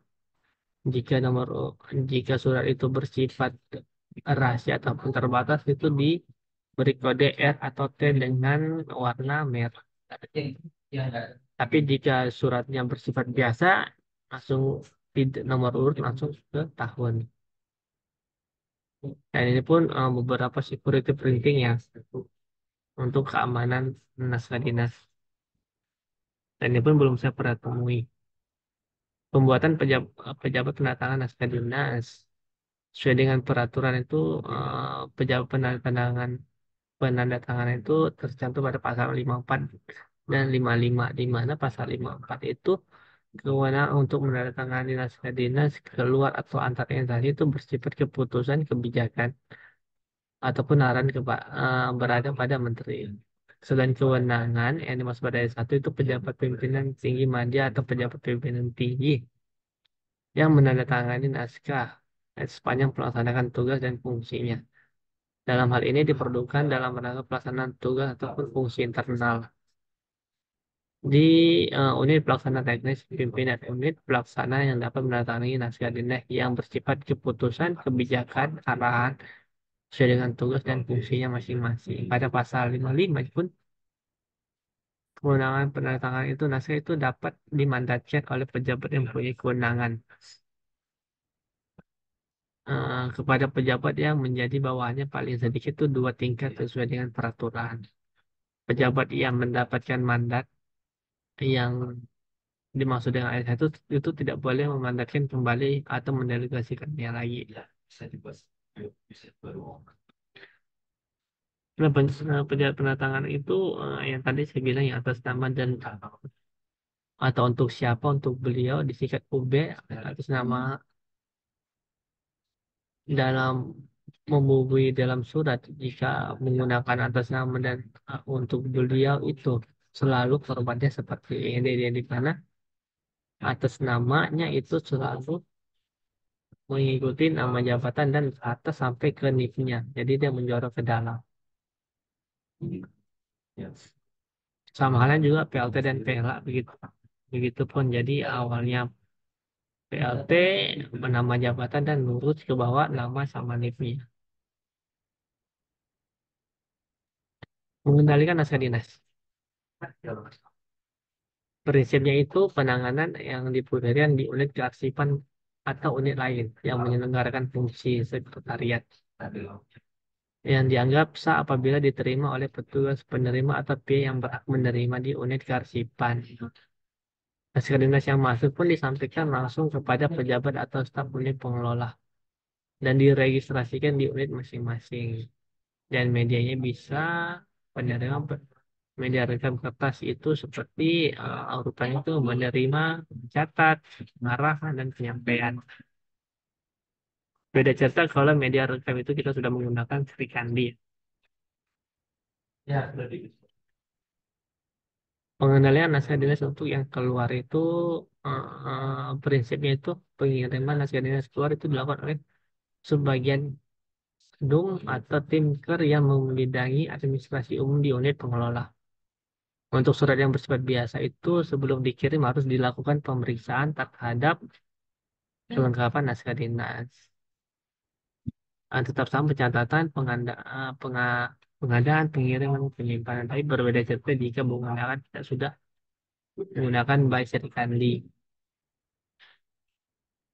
Ya itu aja yang bisa saya sampaikan teman-teman jika eh, untuk beberapa perubahan dan ketentuan terbaru terkait pembuatan atau pembuatan naskah dinas. Mungkin di sini sama-sama belajar juga ya karena ini ada beberapa pembaruan yang harus kita harus kita eh, adaptasi dalam pembuatan surat, dan beberapa sudah berjalan juga, dan mungkin kalau bagian teman-teman yang tidak paham juga bisa menanyakannya lagi. Mungkin bisa menanyakan kepada sesepuh-sepuh kita yang sudah arsiparis ya teman-teman ya. Terima kasih semuanya yang sudah mendengarkan, dan saya kembalikan ke moderator. Assalamualaikum warahmatullahi wabarakatuh. Waalaikumsalam warahmatullahi wabarakatuh. Terima kasih Nana atas penyampaiannya. Oke, kalau kita lihat di sini ternyata banyak sekali perubahan yang terjadi. Eh, Bapak Ibu ada yang mau ditanyakan terkait TND yang baru ini? Izin Mbak Laura, Iya, silakan Mike. eh, untuk surat tugas itu menggunakan F4 kah atau masih A4 ya Mbak? Kemarin pas sosialisasi itu kan saya saya dengar tuh menggunakan F4. Nah, kalau misalnya iya, maka mungkin nanti juga kita menunggu distribusi dari induk juga kali ya. Atau mungkin diklarifikasi dulu, saya salah dengar. Makasih. Oke, terima kasih Mike.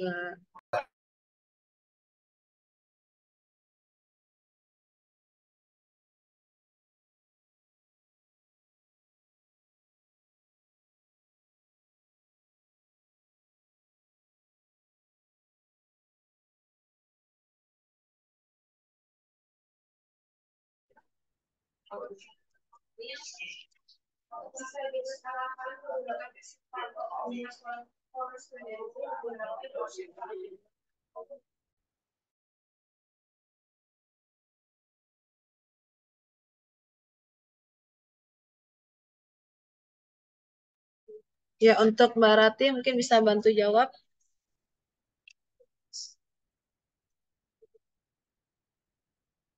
Mbak Rati.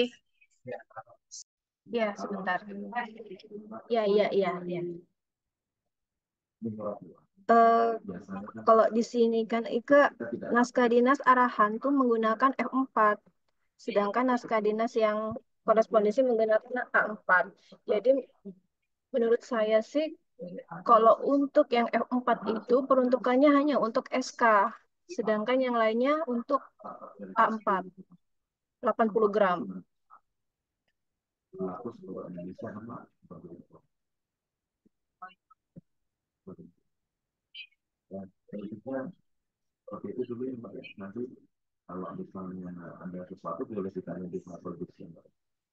Ika, Ya, mungkin kemarin saya dengarnya waktu arang itu berkali-kali ditegaskannya eh, naskah dinas arat itu termasuk surat tugas katanya kemarin itu kan.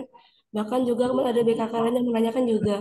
Jadi untuk surat tugasnya itu yang pakai 4, tapi mungkin nanti di cross check kembali lagi Mbak. Karena kakak lain juga pakai 4. Ya oke, sih. nanti saya coba tanyakan ke Mbak Tessa. Siap. Terima kasih. Sama-sama Mbak.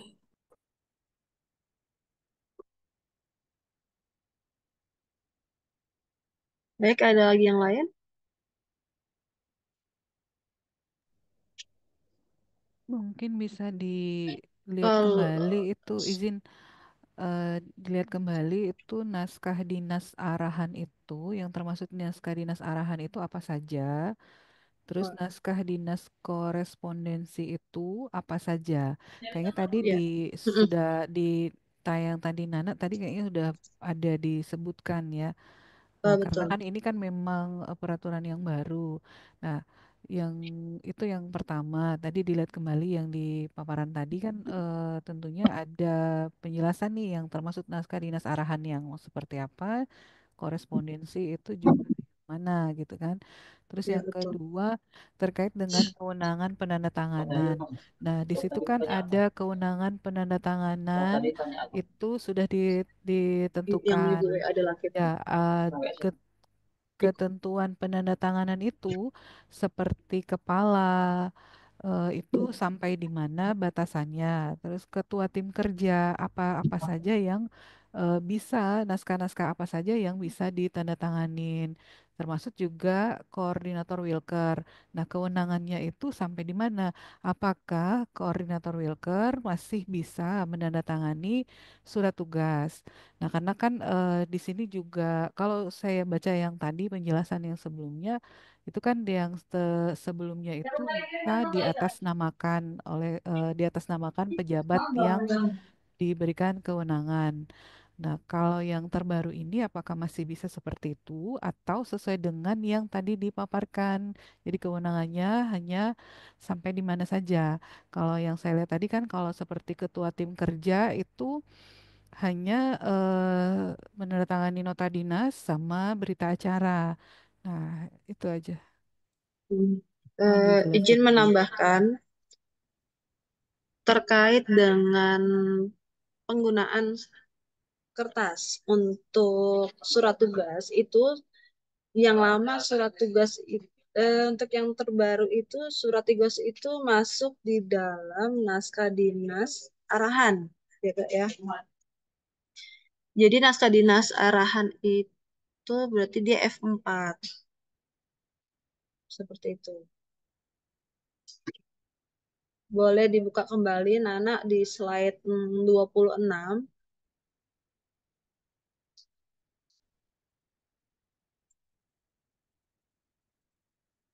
untuk jenis-jenis naskah, di mana itu ada naskah dinas arahan itu meliputi apa saja, naskah dinas korespondensi itu apa saja, dan naskah dinas khusus itu apa saja. Di slide 26. Ya, oke.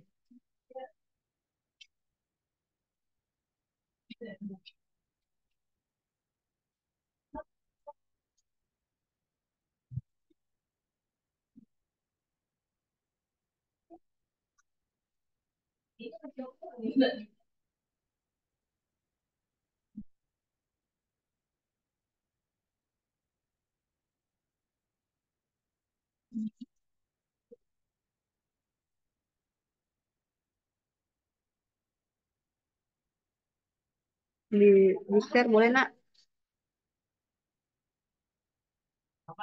Di share boleh.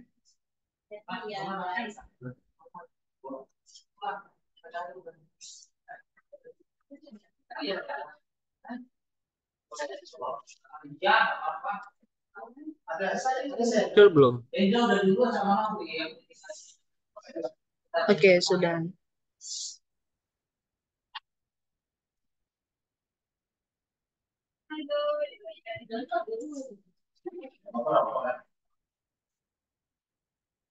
Nah, di sini ada naskah dinas arahan itu berisi tentang naskah dinas penugasan di mana ada surat perintah dan surat tugas. Untuk ketentuannya penggunaan kertasnya adalah F4. Sini ya.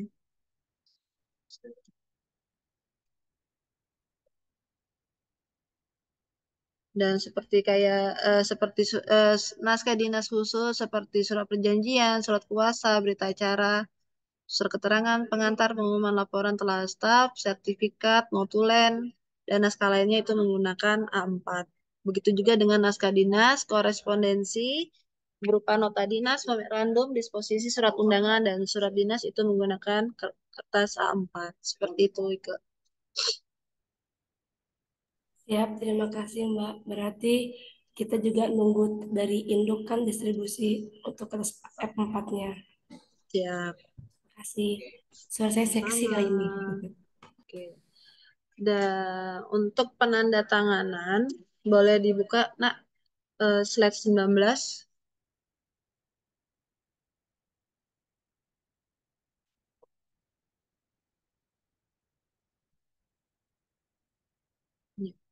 Untuk penandatanganan di sini, untuk dari kepala UPT ini paling tinggi adalah untuk penandatanganan keputusan untuk UPT. Dan untuk surat tugas ini ditandatangani oleh kepala UPT. Untuk ketua tim kerja maupun korwil ini hanya sebatas nota dinas, berita acara, kemudian surat keterangan, laporan, telah staf, dan notulen. Jadi surat tugas itu ditandatangani oleh kepala UPT dan adum. Nah, di situ ada bintang 4-nya, boleh digeser, nak. Nah, di bintang 4 itu, yang surat tugas boleh ditandatangani oleh adum dengan ketentuan adalah dapat menandatangani surat tugas untuk pegawai kerja atau PT yang bersangkutan dengan jenjang jabatan fungsional ahli muda atau lebih rendah dan jabatan fungsional umum jabatan pelaksana. Seperti itu. Nah, ini yang di bold merah ini dari ketua tim kerja JFT itu ada ketentuannya untuk penandatangannya seperti tadi, nota dinas, berita acara, surat keterangan, laporan, telah staf, notulen maksudnya. Iya, seperti itu.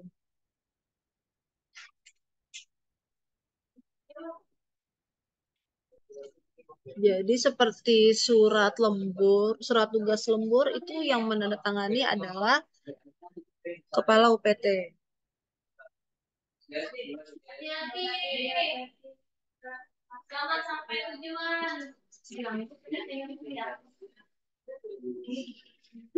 Dan untuk Wilker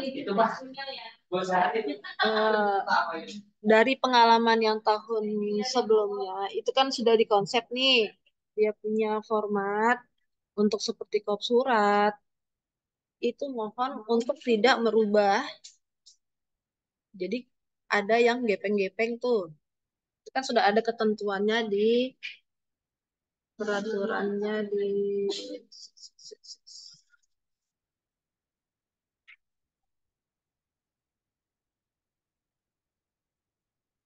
ya itu di format kop suratnya itu sudah ada ukurannya bagi tepi kanan, tepi kiri, atas, bawahnya seperti itu. Jadi jangan dirubah lagi ya, Bapak Ibu ya. Kemudian untuk penandatanganan hmm,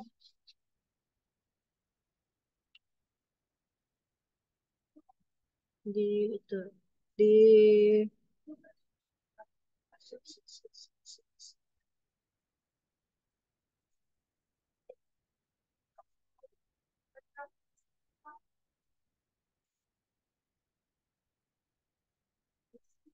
di poin slide 48, nak.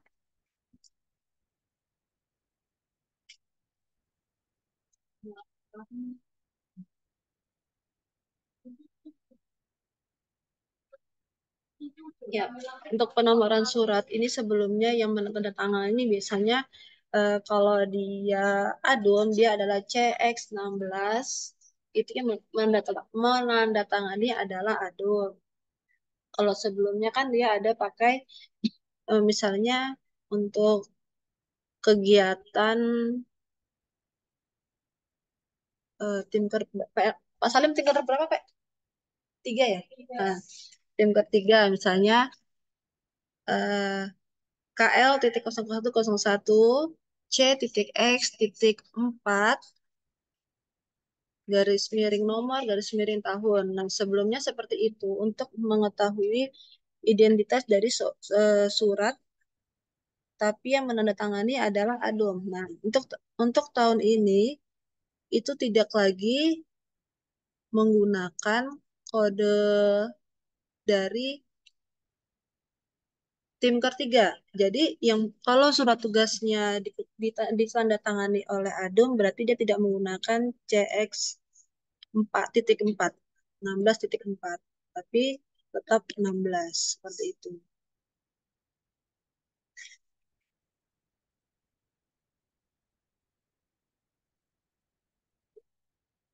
Nah, untuk surat tugas yang dimana surat tugas menggunakan surat keterangan Itu maksudnya seperti ini, Bapak Ibu, surat tugas, misalnya kan ada kegiatan, kemudian kegiatannya itu sudah selesai dilaksanakan, dan surat tugasnya belum ada. Nah, itu kita bisa menggunakan surat keterangan. Tapi diharapkan untuk dapat tepat waktu membuat surat tugas. Seperti itu.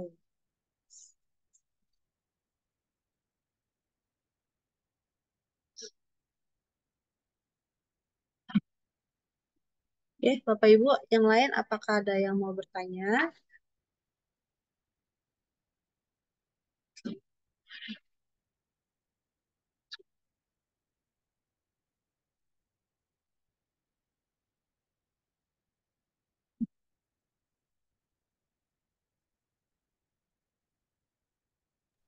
Izin Mbak Laura, Iya. berarti untuk surat tugas kita di Wilker itu mau pencerahannya dari Wilker bikin nota dinas kah atau surat keterangan baru ajukan ke Induk atau gimana Mbak? Biar kita semua sama-sama paham nih. Ada perubahan ini. Kalau untuk Wilker itu kan kayak surat tugas ke kapal atau segala lembur apa itu semua penandatanganannya dari kepala.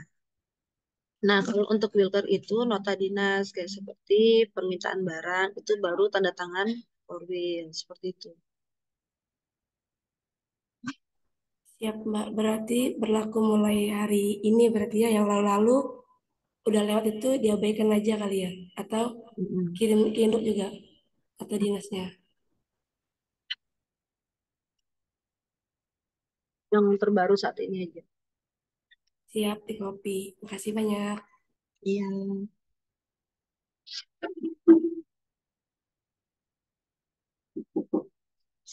Yang lain? Izin menambahkan, untuk teman-teman yang di Wilker, kalau surat tugas itu kan kalau seandainya lebih dari 2 orang, sesuaikan dengan format yang sudah ada ya.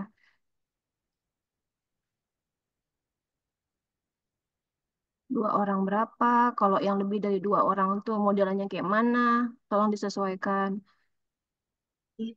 Sama untuk kode surat, tolong sambil dibaca-baca kembali kodenya sudah sesuai atau belum. Karena sering kita dapat itu kodenya itu beda-beda. Wilker ini berbeda, Wilker ini berbeda, kayak permintaan kayak gitu.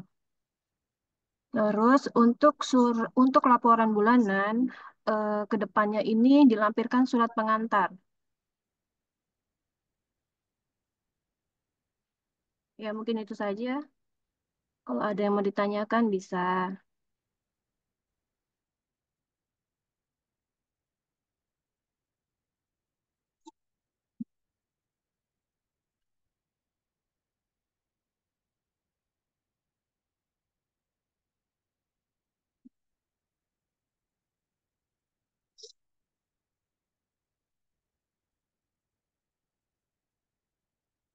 Halo, kayaknya pada tidur semua nih. Iya, kayaknya udah Ika aja yang cukup bangun ini kayak loh. nih. Hmm. Kayaknya udah cukup jelas. Cuman nanti mungkin perlu di infoin lagi soalnya kayak surat perintah kerja lembur itu kan kalau selama ini yang bertanda tangan adalah koordinator Wilker. Nah, dengan adanya peraturan yang ini yang terbaru bahwa kewenangan penandatanganan itu adanya sudah memang sudah ada diatur ya. Jadi kita kayak Katimker sama Korwil itu hanya di kewenangannya menandatangani nota dinas sama berita acara. Itu pun kalau di ini ya, kalau ada yang untuk berita acara. Itu aja sih kayaknya.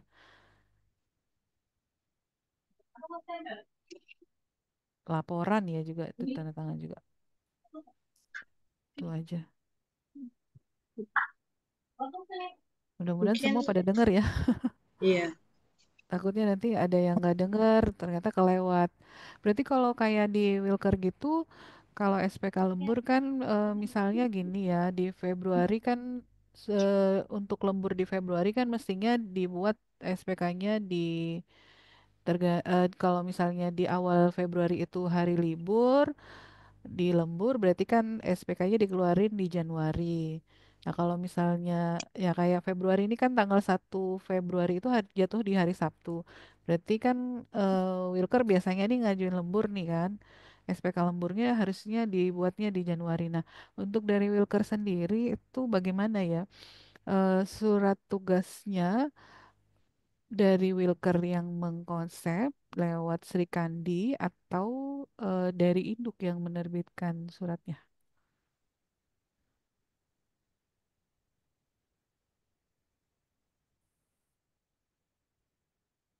Itu gimana?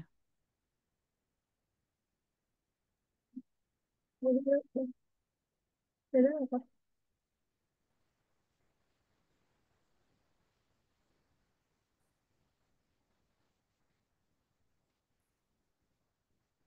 Ini kan berarti mekanismenya ya nanti gimana? Mungkin bisa Mungkin dibicarakan. kita, Nah, ya mungkin kan kalau untuk surat tugas yang tahu di sana siapa yang bertugas kan dari wilayah masing-masing.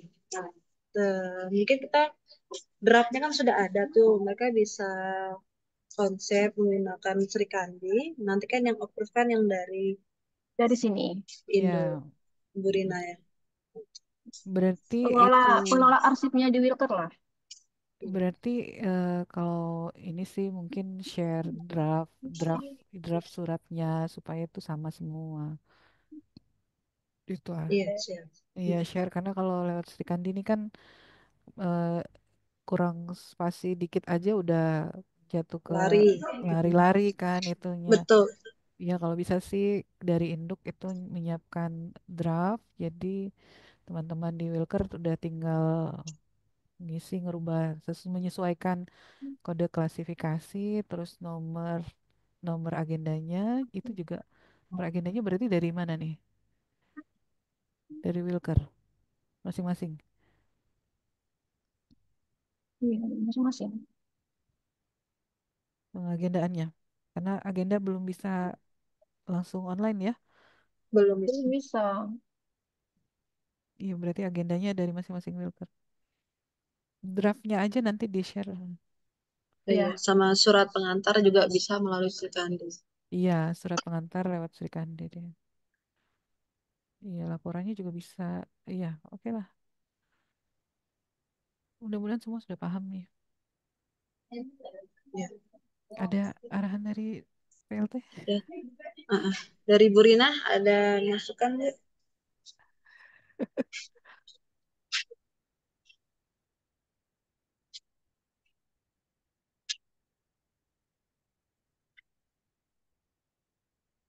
Lain Ika nggak ada yang lain kah yang mau ditanyakan teman-teman yang lain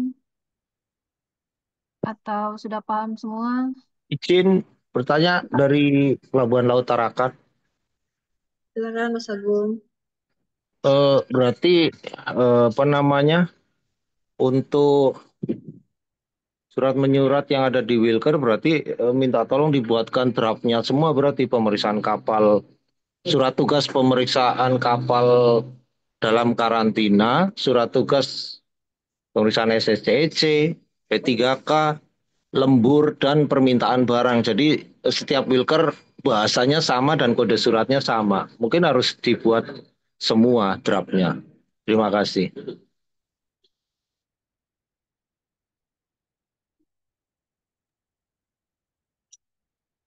Iya Mas, nanti kita siapkan dari Indo.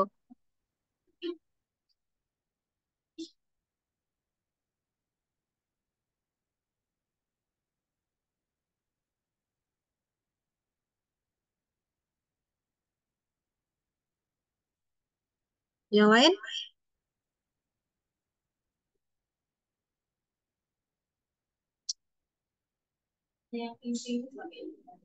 Sama ini mengenai stempel tadi saya sudah WA juga sama Kak Timker 5. Perihal stempel yang baru kan 3 warna itu nanti akan terjadi problem ke depannya pada saat tintanya habis. Kalau Iya, satu itu warna memang. kan bisa diisi ulang. Nah, kalau 3 warna itu sangat sulit sekali tuh. Iya, Iya betul. Itu Mas. memang satu kali penggunaan aja memang itu. Mm-mm. Jadi kalau habis kita buat baru lagi. Karena sudah peraturan dari sana seperti itu.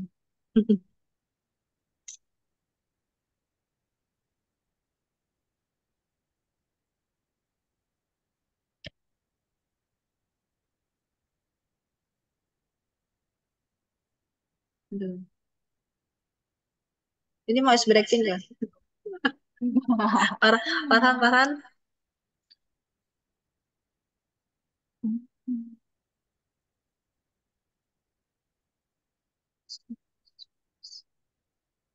Sudah cukup lah itu Laura. Oke, Biar bisa ke ini. Sudah mau jam oke. 11. Farhan lagi pemeriksaan jendek, Bu. Oh gitu. Siap. Iya, Karena kayaknya mau joget-joget ini. sudah cukup. Oke, nanti kalau untuk Bapak Ibu, jika ada yang kurang jelas, nanti boleh ditanyakan kepada yang ahlinya. Oke, kita cukupi sampai di sini. Kita pada siang ya, siang hari ini. Terima kasih banyak atas waktunya. Silakan kembali beraktivitas ke kerjanya masing-masing. Assalamualaikum warahmatullahi wabarakatuh. Waalaikumsalam Waalaikumsalam Waalaikumsalam warahmatullahi warahmatullahi warahmatullahi wabarakatuh. Warahmatullahi wabarakatuh. wabarakatuh. wabarakatuh.